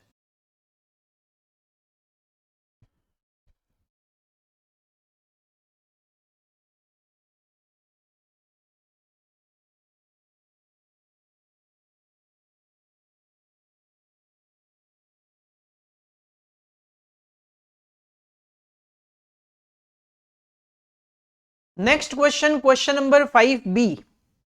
क्वेश्चन नंबर 5B को देखते ही आइडिया लग रहा है सर ये कॉन्ट्रैक्ट कॉस्टिंग का क्वेश्चन है। Montek Limited, a construction company with a paid up share capital of रुपये 50 lakh undertook a contract to construct LIG house। एक कंपनी मॉन्टेक लिमिटेड ने एक LIG हाउस बनाने का एक कॉन्ट्रैक्ट ले लिया है। The contract work commenced on 1 अप्रैल 2021 को ये कॉन्ट्रैक्ट शुरू हुआ, एंड द कॉन्ट्रैक्ट प्राइस है 50 लाख का। Cash received on account of the contract on 31 March 2022, एक साल के बाद 18 लाख रुपए आपको कैश रिसीव हो गया, और ये 90% ऑफ वर्क सर्टिफाइड है। तो सर अगर 18 लाख 90% ऑफ वर्क सर्टिफाइड है तो वर्क सर्टिफाइड आपका 20 लाख आ जाएगा। Work completed but not certified, work not certified, work uncertified given आपके पास 1 लाख रुपए का। As on 31 March 2022 material at the site was estimated at 30,000। Closing में आपके पास मटेरियल बच गया है 30,000 का and machinery at the site costing rupee 2 lakh was return to store, और 2 लाख की मशीनरी आपने स्टोर में रिटर्न कर दी। Plant and machinery at the site is to be depreciated at 5%, depreciation का रेट आपको 5% अप्लाई करना है। वेजेस आपको आउटस्टैंडिंग लेनी है ऑन 31 मार्च 2022, 5,000 का वेजेस आउटस्टैंडिंग वेजेस के खर्चे में ऐड कर देंगे। इसके बाद आपको कुछ और डेटा बताया, land and building 15 lakh, plant and machinery given है 25 लाख रुपए, जिसमें से 60% साइट पे है। तो सर 15 लाख की जो प्लांट एंड मशीनरी है वो साइट पे है। Lorries and other vehicle 8 lakh की है, फर्नीचर 50,000 का है, ऑफिस इक्विपमेंट 10,000 है। तो इसमें अगर मैं बात करूं तो हमारे लिए इन सब की कोई रेलिवेंसी नहीं है, हमारे लिए केवल प्लांट एंड मशीनरी जो साइट पे है उसकी रेलिवेंसी है, जिसका हम डेप्रिसिएशन चार्ज करेंगे। मटेरियल स्पेंड किया आपने 14 लाख रुपए का साइट पे, फ्यूल एंड पावर का खर्चा 125, site expense 5000, postage and Telegram 4000, सारे खर्चे डेबिट कर देंगे। Office expense 8000, rates and taxes 15,000, cash की कोई रेलिवेंसी नहीं है सर, बैलेंस शीट बनानी हो तो लेना है, अदरवाइज कोई रेलिवेंसी नहीं है। वेजेस 2,50,000। क्वेश्चन की डिमांड है prepare the contract account to ascertain the profit from the contract. अपने को कॉन्ट्रैक्ट अकाउंट बना के देना है और कॉन्ट्रैक्ट से जो प्रॉफिट है वो कैलकुलेट करके देना है। सर ठीक है, कॉन्ट्रैक्ट अकाउंट बना लेते हैं। आ जाओ जरा हेडिंग पुट कर लेते हैं, इस क्वेश्चन को करवा देता हूं मैं। क्वेश्चन नंबर 5B है, थोड़ा सा रफली चलूंगा प्रेजेंटेशन पॉइंट ऑफ व्यू से, क्योंकि मेन आपको आंसर बताना है। मेरा मेन पर्पज आपको आंसर प्रेजेंट करना, आपको आंसर बताना कि सर इन क्वेश्चंस के आंसर क्या हो सकते हैं। These are the suggested answers from my side. जब इंस्टीट्यूट सजेस्टेड आंसर दे दे, एक बार जस्ट आप चेक कर सकते हो कि इंस्टीट्यूट ने कोई अदर एजम्पशन वगैरह लेकर किसी क्वेश्चन में अगर किया हो, आप देख सकते हो एक बार। बाकी हम अपनी तरफ से ये सजेस्टेड आंसर दे रहे हैं, as per my opinion these answers are correct, but अगर इंस्टीट्यूट कोई अदरवाइज एजम्पशन लेता है आंसर में लिटिल वेरी। चलो जी, सबसे पहले खर्चे बुक करवा देता हूं। सर खर्चों की अगर आप बात करते हो तो यहां से आ जाइए, मटेरियल 14 लाख का। सबसे पहले आप मटेरियल लिखोगे 14 लाख रुपीस का,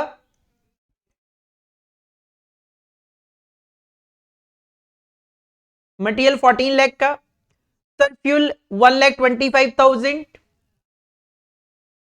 फ्यूल 1,25,000।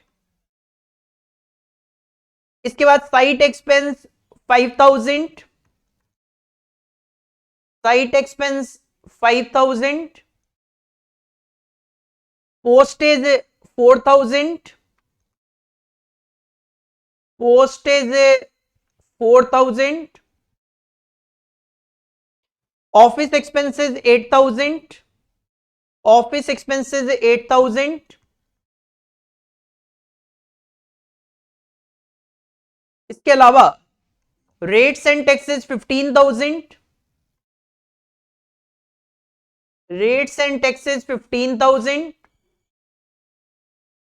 देन वेजेस 2,50,000 तो ये है, और क्वेश्चन ने कहा वेजेस आउटस्टैंडिंग है 5,000, तो 2,30,000 प्लस 5,000, 2,50,000 प्लस 5,000, तो टू वेजेस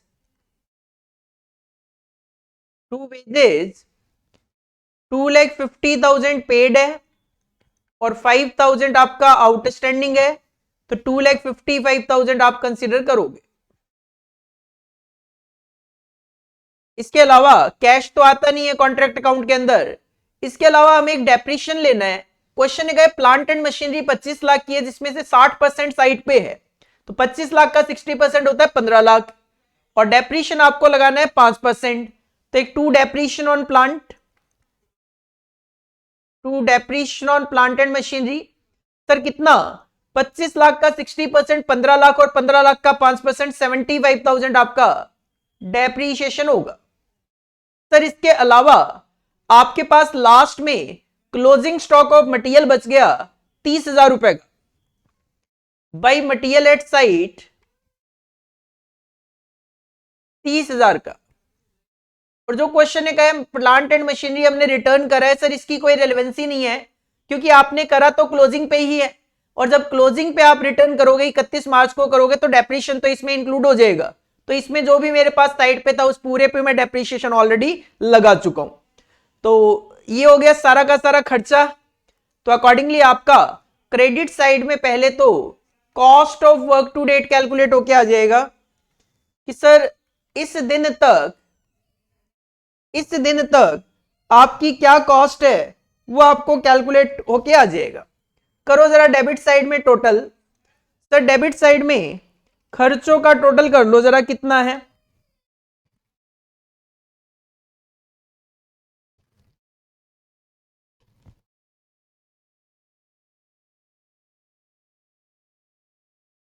तो ये टोटल आ गया 18,87,000, जिसमें से माइनस कर दो 30,000, तो 18,57,000 बैलेंसिंग फिगर में आपका cost of work to date आ गई 18,87,000।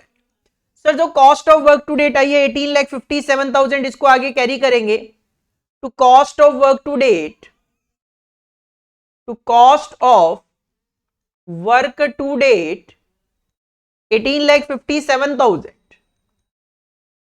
देन ये जो कॉन्ट्रैक्ट है ये चल रहा है सर अभी वर्क इन प्रोग्रेस में, तो क्रेडिट साइड में लिखेंगे बाई वर्क इन प्रोग्रेस। दो पार्ट होते हैं इसके, one is work certified and one is work uncertified. Certified की बात करें तो क्वेश्चन ने कहा कि 18 लाख रुपए रिसीव हो चुका है, जो कि वर्क सर्टिफाइड का 90% है। तो सर अगर 18 लाख रुपए 90% है तो वर्क सर्टिफाइड आ जाएगा आपका 20 लाख, और साथ में वर्क अनसर्टिफाइड की फिगर क्वेश्चन में गिवन है। क्वेश्चन ने कहा वर्क अनसर्टिफाइड जो है वो 1 लाख रुपए का है। तो अकॉर्डिंगली आपका यहां पे बैलेंसिंग फिगर में नॉशनल प्रॉफिट कैलकुलेट होके आ जाएगा। देखो वैसे तो क्वेश्चन ने प्रॉफिट ही पूछा है, बट क्वेश्चन ने कहा कॉन्ट्रैक्ट अकाउंट बनाओ, तो कॉन्ट्रैक्ट अकाउंट तब कंप्लीट होता है जब आप ट्रांसफर टू पीएल वगैरह भी शो कर देते हो। तो पूरा कॉन्ट्रैक्ट अकाउंट कंप्लीट कर देते हैं। सर 2,43,000 का ये नॉशनल प्रॉफिट आ गया। अब ये जो नॉशनल प्रॉफिट है इसको हम आगे कैरी कर लेते हैं बाई नॉशनल प्रॉफिट, 2,43,000। और सर इसके दो पार्ट होते हैं, one is transfer to profit and loss account और दूसरा आ जाता है आपका रिजर्व इन WIP। और ये आपको करना पड़ेगा क्योंकि क्वेश्चन की जो सेकंड रिक्वायरमेंट है उसके लिए आपको इसकी जरूरत पड़ने वाली है। तो ऐसा नहीं कि क्वेश्चन ने प्रॉफिट पूछा है तो आप केवल नॉशनल प्रॉफिट कैलकुलेट करके छोड़ दो, नहीं, ट्रांसफर टू पीएल भी बताना, रिजर्व इन WIP भी बताना। सर इसके लिए आप चेक करोगे डिग्री ऑफ कंप्लीशन। देखो वर्क सर्टिफाइड आपने कैलकुलेट किया है 20 लाख और आपका जो कॉन्ट्रैक्ट है वो है 50 लाख का, तो सर 40% कंप्लीशन है। और 40% पे ट्रांसफर टू पीएल के लिए जो फॉर्मूला यूज होता है वो होता है 1/3। फॉर्मूला होता है 1/3 multiply by notional profit multiply by cash received upon में work certified, cash received upon में work certified, cash received upon में work certified. Sir 1/3 of notional profit जो कि आपने कैलकुलेट किया 243 और जो कैश रिसीव्ड है वर्क सर्टिफाइड का वो 90% है, तो 2,43,000 डिवाइड बाई 3 इंटू 90%, ये आ गया 72,900। तो सर ट्रांसफर टू पीएल आ जाएगा 72,900 और जो बैलेंसिंग फिगर में बच जाएगा that will be in reserve in WIP, और सर रिजर्व इन WIP आ जाएगा 1,70,100। क्वेश्चन की पहली डिमांड तो यही है आपको कॉन्ट्रैक्ट अकाउंट बना के देना है। सर बना दिया, बिल्कुल बना दिया, 5 नंबर आ गए आपके। इसके बाद कहते हैं calculate the value of WIP account to be shown in balance sheet. Question केवल और केवल WIP की वैल्यू जानना चाहता है कि बताओ WIP की वैल्यू बैलेंस शीट में कौन सी कितनी शो करोगे। सर वैल्यू ऑफ WIP जो बैलेंस शीट में शो की जाती है उसकी आपकी कैलकुलेशन होती है कुछ इस तरीके से। आप उसमें एक तो वर्क सर्टिफाइड लेते हो, इसमें ऐड करते हो आप वर्क अनसर्टिफाइड, दो आइटम इसमें से माइनस करते हो कैश रिसीव्ड, और माइनस करते हैं रिजर्व एंड डब्ल्यूआईपी। ये कैलकुलेशन होती है डब्ल्यूआईपी की।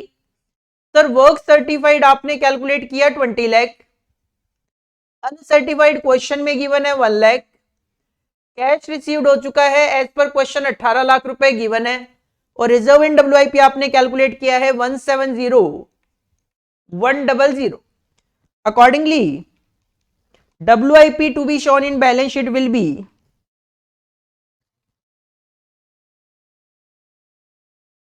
129,900। तो सर डब्ल्यूआईपी जो बैलेंस शीट में शो होने वाला है वो होगा 1,29,900। 2 नंबर की आपकी ये कैलकुलेशन। इस तरीके से ये 7 मार्क्स का क्वेश्चन आपके एग्जाम में कॉन्ट्रैक्ट कॉस्टिंग में से पूछ सके। एक नॉर्मल क्वेश्चन है, इस तरीके के काफी सारे क्वेश्चंस आप करते हो ऑलरेडी। इसके बाद अगर आगे बढ़े तो क्वेश्चन नंबर 6 जो है, सर देखकर ये आइडिया लग रहा है कि ये स्टैंडर्ड कॉस्टिंग का क्वेश्चन है और लेबर वेरिएंसेस का क्वेश्चन है, जिसमें आपसे लेबर से related rate, idle time, efficiency और लेबर का टोटल वेरिएंस पूछा गया। Question number 6A। Question number 6A, SBZ Limited, a manufacturing company using a standard costing system has the following production budget for November 2022। Sir ये production budget है, ये budgeted data है। Product A 20,000 units और product B 40,000 unit, ये आपका production budget. A standard hour represent 10 unit of A and 8 unit of B. कहते हैं एक आवर में 10 यूनिट ए की बनेगी और 8 यूनिट बी की बनेगी, और स्टैंडर्ड वेजेस का जो रेट रहेगा वो रहेगा 50 पैसा। ठीक है। During the month 7,500 hours were paid eight the rate of 0.60 per hour. 7500 घंटों के लिए आपने 0.60 पर आवर पे किया है, विच इंक्लूडेड 350 अनप्रोडक्टिव आवर्स। लेकिन इस 7500 में 350 घंटे अनप्रोडक्टिव है, आइडल है, due to unbudgeted holidays, as also loss of production of 250 units of product A due to machine breakdown. कहते हैं 350 घंटे इसके अंदर ऐसे इंक्लूड है जो कि अनप्रोडक्टिव है, ड्यू टू अनबजटेड हॉलीडेज, मतलब ऐसे हॉलीडेज हो गए जो हमने सोचे नहीं थे, as also loss of production of 250 units of product A due to machine breakdown, और मशीन ब्रेकडाउन की वजह से 250 यूनिट का हमारा लॉस भी हो गया। एक्चुअल प्रोडक्शन की बात करें तो actual production for the month 24,000 unit आपने ए की बनाई और बी की 38,000 यूनिट्स बनाई। ठीक है। क्वेश्चन की डिमांड आपको लेबर का रेट, आइडल, एफिशिएंसी और टोटल, दैट इज टोटल का मतलब लेबर कॉस्ट वेरिएंस कैलकुलेट करके देना है। तो सर इसके लिए थोड़ा सा अगर मैं डेटा रिप्रेजेंट करूं यहां पे अंडरस्टैंडिंग पॉइंट ऑफ व्यू से, तो 6A, सर आपको एक बजट गिवन है, आपको एक एक्चुअल गिवन है। लेबर के केस में कुछ आवर्स हैं, रेट लेंगे, अमाउंट लेंगे, एक्चुअल में भी कुछ आवर्स, रेट और अमाउंट कंसीडर करेंगे। सर एज पर क्वेश्चन आप 2 तरीके की प्रोडक्ट बनाते हो, लेकिन लेबर एक ही तरीके की है, ध्यान देना। कहते हैं a standard hour represent 10 unit of A and 8 units of B. 10 units of A and 8 units of B. तो सिंपल सी अगर मैं बात करूं तो 20,000 यूनिट के लिए अगर आप 10 यूनिट बनाओगे तो सर प्रोडक्ट ए के लिए 2,000 घंटे हो गए, और अगर 8 यूनिट बी की बनाओगे तो 40,000 यूनिट्स के लिए 5,000 घंटे ये हो गए। इसका मतलब टोटलिटी में ये 7,000 हो गए। तो 7,000 आवर्स का बजट है, जिसमें आप कह रहे हो ए हम बना लेंगे 20,000 यूनिट्स और बी की 40,000 यूनिट्स, ऐसा कुछ है। सर बिल्कुल ठीक है, एक एक घंटे की बात चल रही है। ठीक है, 1 घंटे में 10 और 1 घंटे में ये, और रेट है इसका 50 पैसे का, रेट है सर इसका 50 पैसे का, तो ये 3,500 रुपए की कॉस्ट आ रही है। लेकिन एक्चुअल में कहानी क्या हुई, 7,500 घंटे आपने पेमेंट किया है, जिसमें से 350 घंटे अनप्रोडक्टिव है। तो एक काम करना पड़ेगा आपको, आपने ये जो मैंने आवर्स लिखे हैं इसके मैं पार्ट करता हूं थोड़े से कि सर एक तो वर्किंग आवर्स, और एक आइडल आवर्स, और पेमेंट तो दोनों के लिए ही होता है। एज पर क्वेश्चन 350 घंटे आइडल है, खराब है, टोटल 7500 है, तो पेमेंट आप 7500 घंटों के लिए कर रहे हो।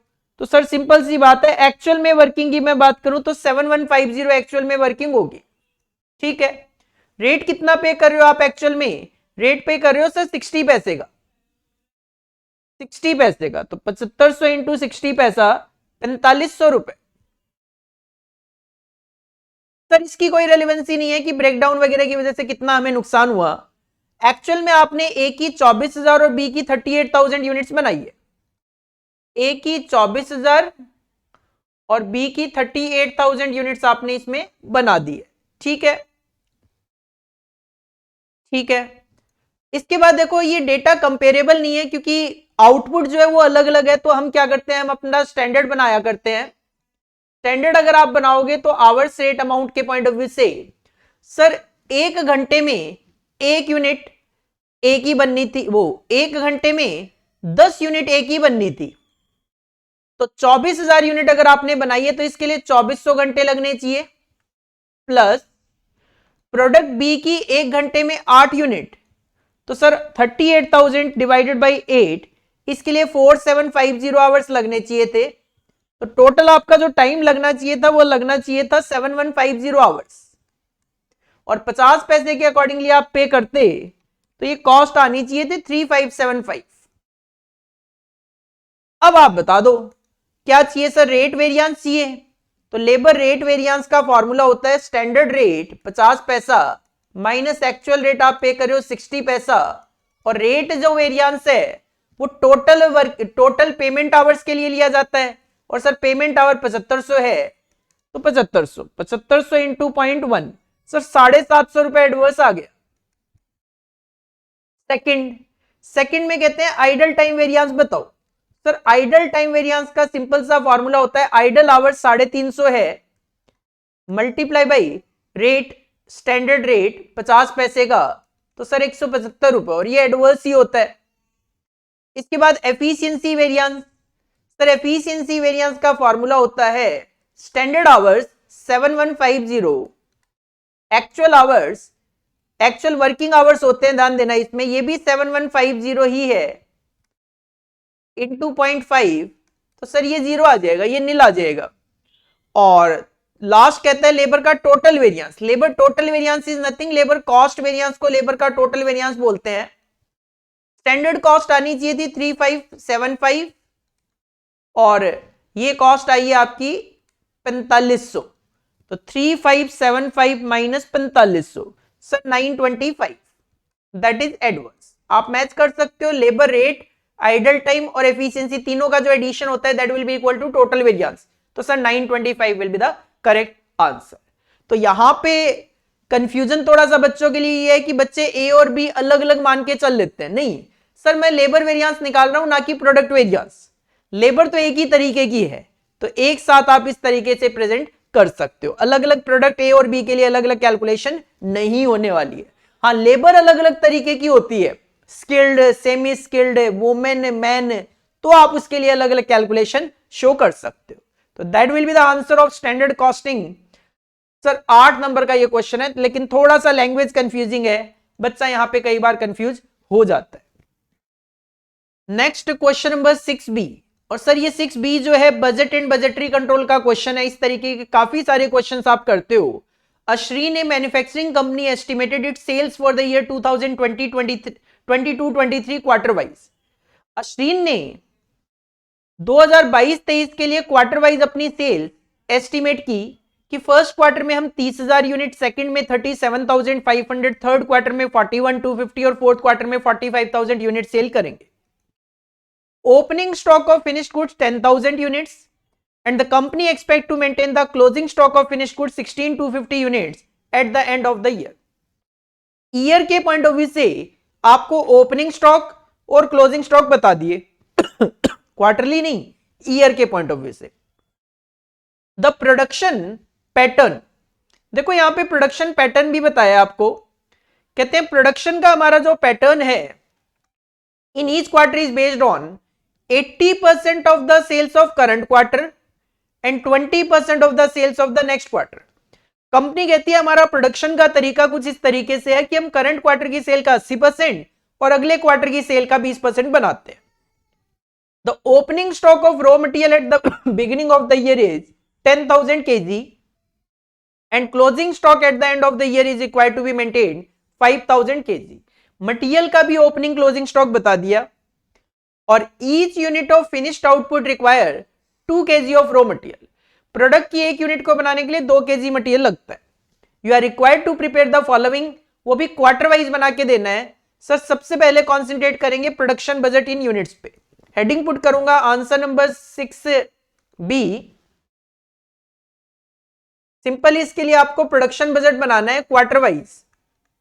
तो सर 5 कॉलम में बना के दे दो। एक तो पर्टिकुलर्स का कॉलम रहेगा आपका, प्रोडक्शन बजट यूनिट्स में आप बनाते हो। पहला कॉलम आपका पर्टिकुलर्स रहेगा और इसके बाद 4 क्वार्टर है तो 4 क्वार्टर के क्वार्टर वाइज बनाना है तो 4 कॉलम ले लो क्वार्टर वाइज। सर सबसे पहले तो क्वेश्चन ने हमें पैटर्न बताया हुआ है प्रोडक्शन का 80% ऑफ करंट क्वार्टर सेल। मतलब फर्स्ट क्वार्टर में आप फर्स्ट क्वार्टर का 80% बना लोगे तो 30,000 का 80% होता है 24,000।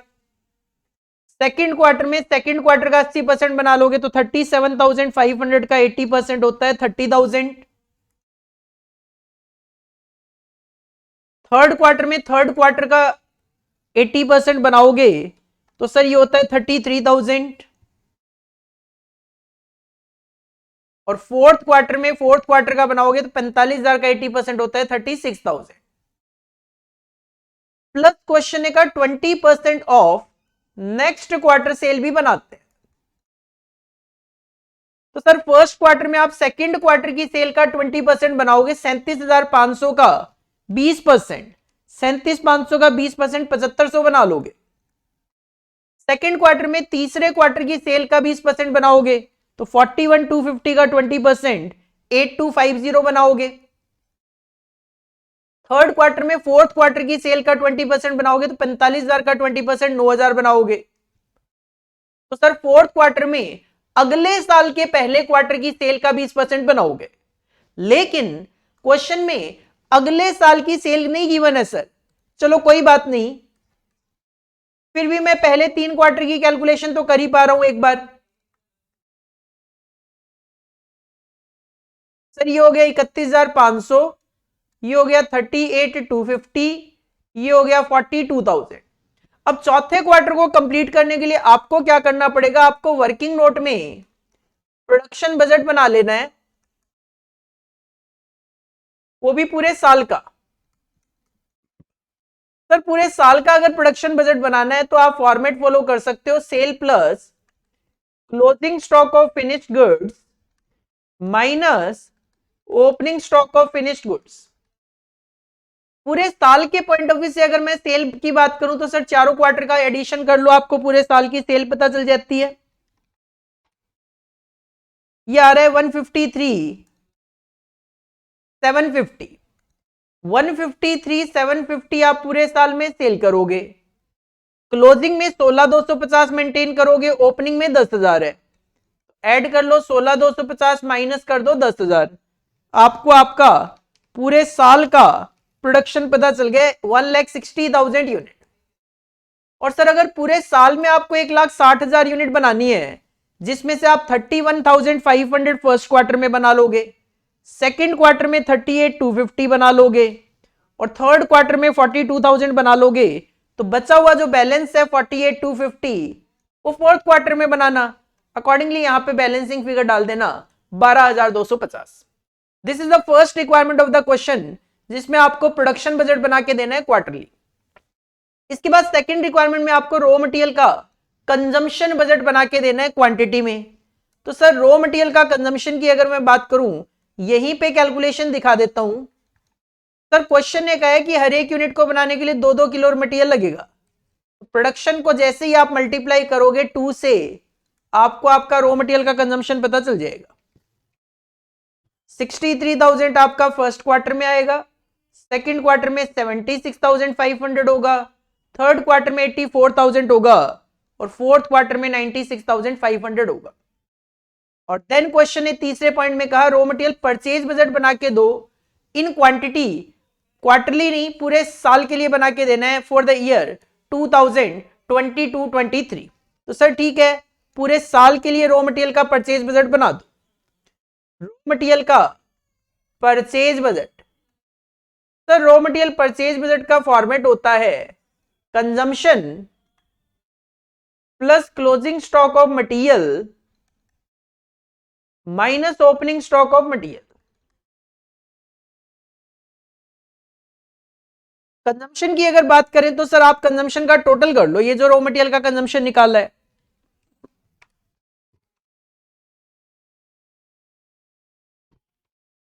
ये आ जाएगा 3,20,000। सर कंजम्पशन आ गया 3,20,000।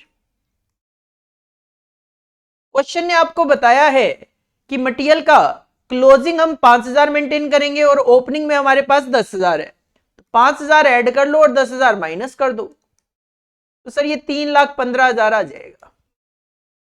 इस तरीके से आप ये क्वेश्चन 7 नंबर में अटेम्प्ट कर सकते थे। इजी क्वेश्चन है और इस तरीके के काफी सारे क्वेश्चन आप अपनी क्लासेस में भी करके जाते हो। 7 जो क्वेश्चन है वो पूरा का पूरा आपका ए और बी दोनों पार्टी मार्जिनल कॉस्टिंग में से है, जिसमें अगर 7A की पहले मैं बात करूं तो SUBL limited is single product company, sells its product at ₹60 per unit. सबसे पहले आपको सेलिंग प्राइस पता चल गया। इन 2021 the company operates at a margin of 40%। Fixed cost जो है वो 3,60,000 है और वेरिएबल कॉस्ट जो है सेल्स का 80% है। सर अगर वेरिएबल कॉस्ट सेल्स का 80% है तो 20% will be your PV ratio, 20% will be your PV ratio. तो हम इजीली अगर मैं क्वेश्चन ये प्रेजेंट जो डेटा है 2021 का, इससे काफी सारा डेटा हम कैलकुलेट कर सकते हैं। एक बार आता हूं स्लाइड पे 7A। सर क्या क्या डेटा गिवन है पहले तो ये देख लो। सर एक तो आपको सेलिंग प्राइस बता दिया था 2021 है ये, एक तो आपको सेलिंग प्राइस बता दिया था 60 रुपए का। इसके बाद ये मार्जिन 40% का मतलब होता है मार्जिन ऑफ सेफ्टी चलता है यहां पे, तो मार्जिन का मतलब मार्जिन ऑफ सेफ्टी है यहां पे 40%।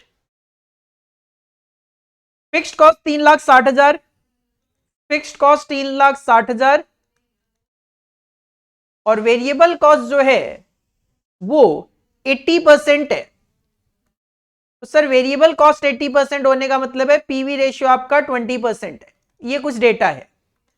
अब कहते हैं इन 2022 next year it is estimated that the variable cost will go up by 10% and the fixed cost will increase by 5%। Variable cost आपकी 10% से बढ़ेगी, फिक्स्ड कॉस्ट आपकी 5% से बढ़ेगी। ठीक है सर, अगर मैं यहां से आपको डेटा प्रेजेंट करने की कोशिश करूं तो आप इजीली 2021 का ब्रेक इवन पॉइंट निकाल सकते हो। फॉर्मूला होता है fixed cost divided bye PV ratio. तो आपको यहां से ब्रेक इवन पॉइंट पता चल जाता है। सर ब्रेक इवन पॉइंट आपका 18 लाख आता है। अब ध्यान देना, अगर मार्जिन ऑफ सेफ्टी 40% है तो ब्रेक इवन पॉइंट अगर परसेंटेज में आप कहोगे तो सर इट विल बी 60%। तो ये जो आपकी 18 लाख की फिगर है ये 60% को इंडिकेट करेगी। तो टोटल सेल्स अगर आप जानना चाहो तो सर यू कैन से 18 लाख रुपए जो है that is 60% of total sale. तो आपकी जो टोटल सेल है वो 30 लाख रुपए की होगी। अगर आपकी सेल्स 30 लाख की है तो यहां पे आपकी जो वेरिएबल कॉस्ट होगी वो 80% होगी, 24 लाख रुपए की होगी। ऐसा कुछ है। कंट्रीब्यूशन आपका 6 लाख रुपए होगा, पूरा कंप्लीट ही कर दूं तो। और फिक्स्ड कॉस्ट आपकी 3,60,000 है, तो सर 2,40,000 रुपए आपका प्रॉफिट आ रहा होगा। ये 2021 की कहानी रही होगी। अब क्वेश्चन कहता है 2022 में आपकी वेरिएबल कॉस्ट 10% से बढ़ जाएगी। ठीक है, कोई दिक्कत नहीं है। आपकी फिक्स्ड कॉस्ट 5% से बढ़ जाएगी। ठीक है। क्वेश्चन कहता है find the selling price required to be fixed in 2022। 2022 में सेलिंग प्राइस बताओ कितना रखें to earn the same PV ratio as in 2021। अगर पीवी रेशियो हमें सेम मेंटेन करना है तो कितना रखें। तो सर 2022 में जब आप जाते हो अगर क्वेश्चन कहता है भाई पीवी रेशियो मेरे को सेम रखना है, तो पीवी रेशियो का फॉर्मूला होता है कंट्रीब्यूशन अपॉन में सेल्स इनटू 100, जिसको आप ओपन करके selling price minus variable cost या sale minus variable cost upon में सेल्स इनटू 100 भी कर सकते हो। Sales minus variable cost divided by sales into 100 भी कर सकते हो। क्वेश्चन कहता है पीवी रेशियो तो सेम मेंटेन करना है, इसका मतलब पिछले साल अगर आपका पीवी रेशियो 20% है तो ये 20% ही होना चाहिए। ठीक है सर, और कोई कंडीशन? सर वेरिएबल कॉस्ट मुझे 10% से बढ़ानी है, फिक्स्ड कॉस्ट 5% से बढ़ानी है। ठीक है, assuming same selling price of 60 per unit इन 2022, ये एक तरीके से सेकंड रिक्वायरमेंट आ गई I think, find the number of unit required to be produced and sold to earn the same profit. तो सर ये दो रिक्वायरमेंट है अलग अलग, एक ये रिक्वायरमेंट हो गई और एक ये रिक्वायरमेंट हो गई, समझ रहे हो? कहते हैं सेलिंग प्राइस कैलकुलेट करके दो अगर हमें पीवी रेशियो सेम मेंटेन करना है तो सर देखो पूरे क्वेश्चन में अगर मैं बात करूं, वेरिएबल कॉस्ट में आपको इंक्रीज बताया है, लेकिन पहले पॉइंट के हिसाब से किसी भी तरीके की कोई नंबर ऑफ यूनिट्स वगैरह में किसी तरीके का कोई चेंज नहीं है। तो इसका मतलब यू कैन से सर अपने को सेलिंग प्राइस तो कैलकुलेट करके देना है, 20 इज इक्वल टू, ये तो कैलकुलेट करना है एस। वेरिएबल कॉस्ट की अगर मैं बात करूं तो पिछले साल अगर ये 24 लाख रुपए थी, 24 लाख रुपए थी और सेलिंग प्राइस कितना था 60 का था, और सेल अगर आपकी 30 लाख की थी, तो सर अगर आप नंबर ऑफ यूनिट्स यहां पे कैलकुलेट करते हो तो 30 लाख डिवाइडेड बाई 60 करके आप यहां पे नंबर ऑफ यूनिट कैलकुलेट कर सकते हो। 50,000 यूनिट बेच रहे थे, 50,000 यूनिट की वेरिएबल कॉस्ट थी आपकी 24 लाख, तो sir variable cost per unit कितनी आ रही थी? अगर 24 लाख की थी वेरिएबल कॉस्ट 50,000 यूनिट की, तो सर 48 पर यूनिट आपकी वेरिएबल कॉस्ट थी, या सिंपली आप 60 का 80% करके 48 निकाल सकते हो। तो अब नेक्स्ट ईयर क्या होगा, इस साल में आपकी जो वेरिएबल कॉस्ट है वो 10% से आपको बढ़ानी है, तो सर ये हो जाएगी 52.8, ये हो जाएगी 52.8 divided by selling price into 100।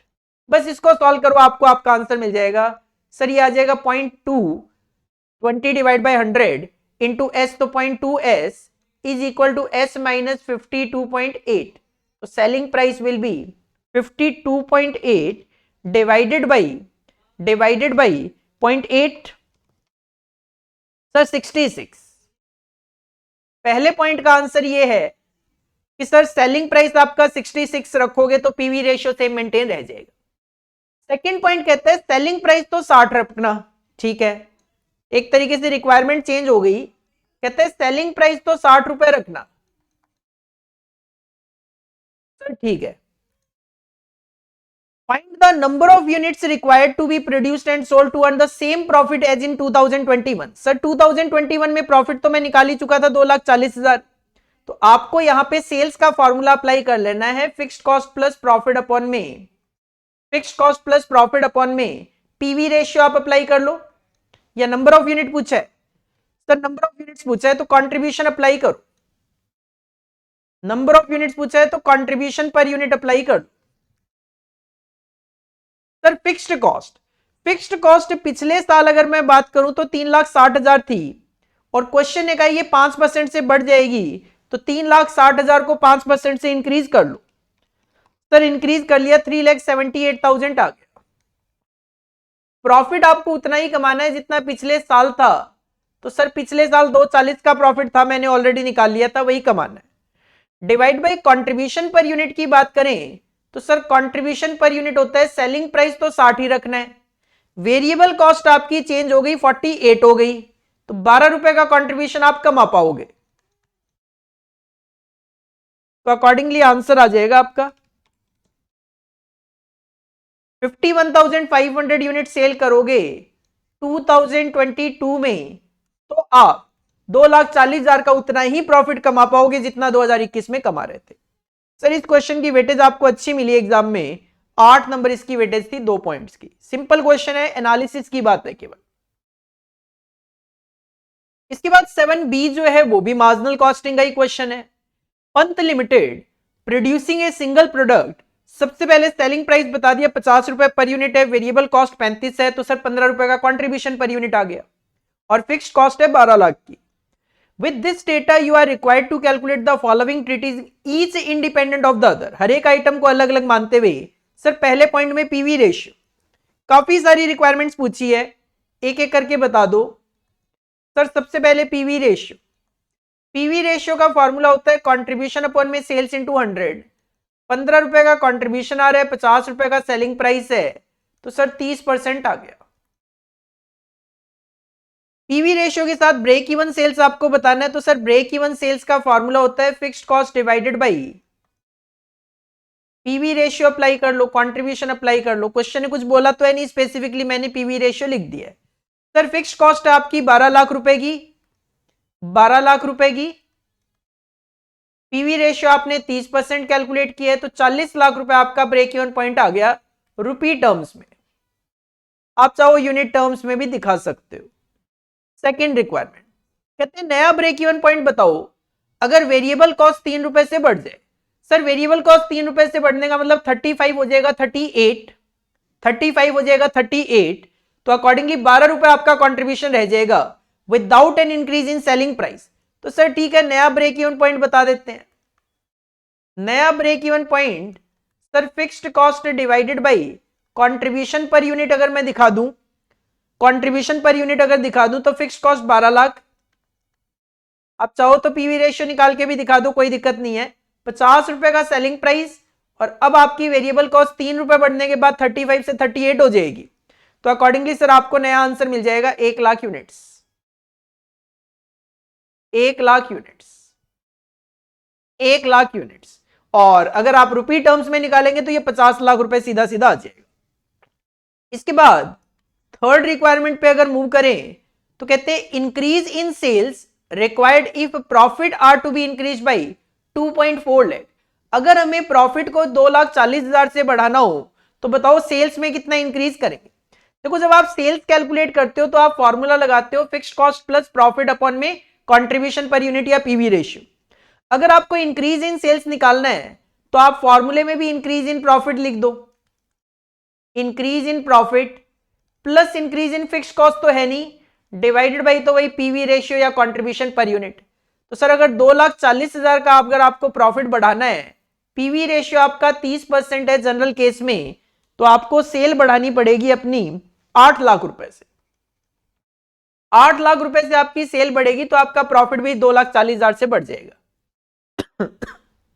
और फोर्थ पॉइंट कहता है बताओ परसेंटेज इंक्रीज और decrease in sales volume units में बताना है to offset an increase of ₹3 in variable cost per unit. रुक जाते हैं एक बार।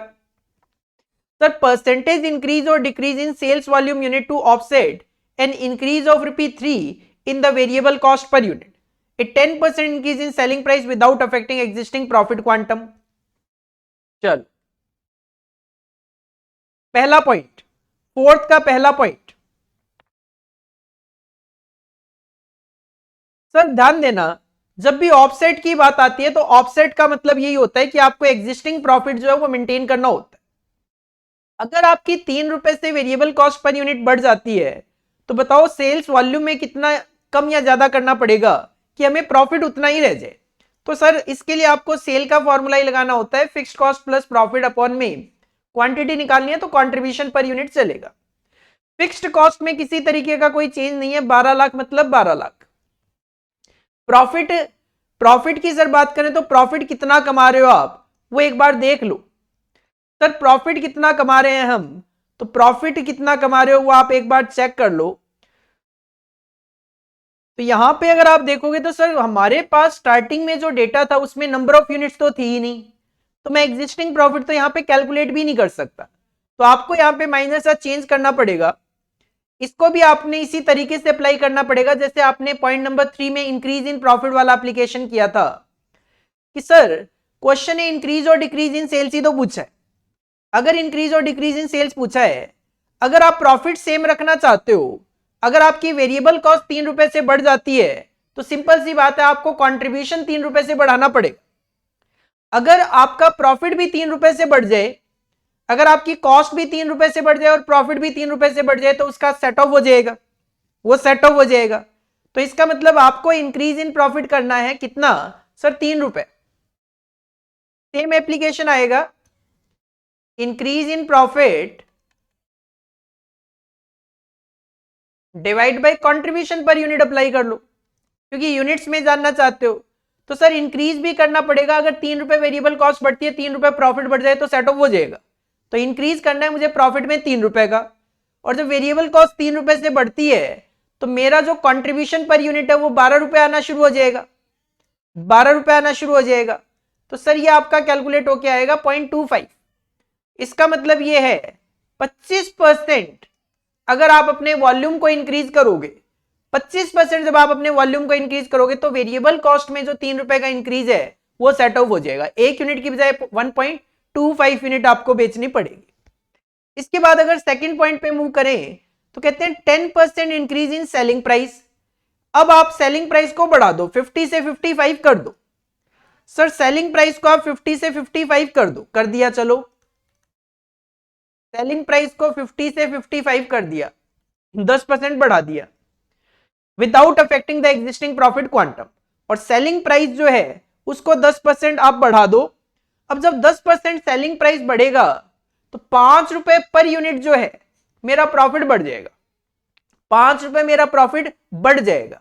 सर प्रॉफिट अगर आपको सेम मेंटेन करना है तो उस 5 रुपए को कम करो, 5 रुपए मेरे को कंट्रीब्यूशन कम करना है, सेलिंग प्राइस बढ़ गया तो सेम प्रॉफिट मेंटेन करने के लिए।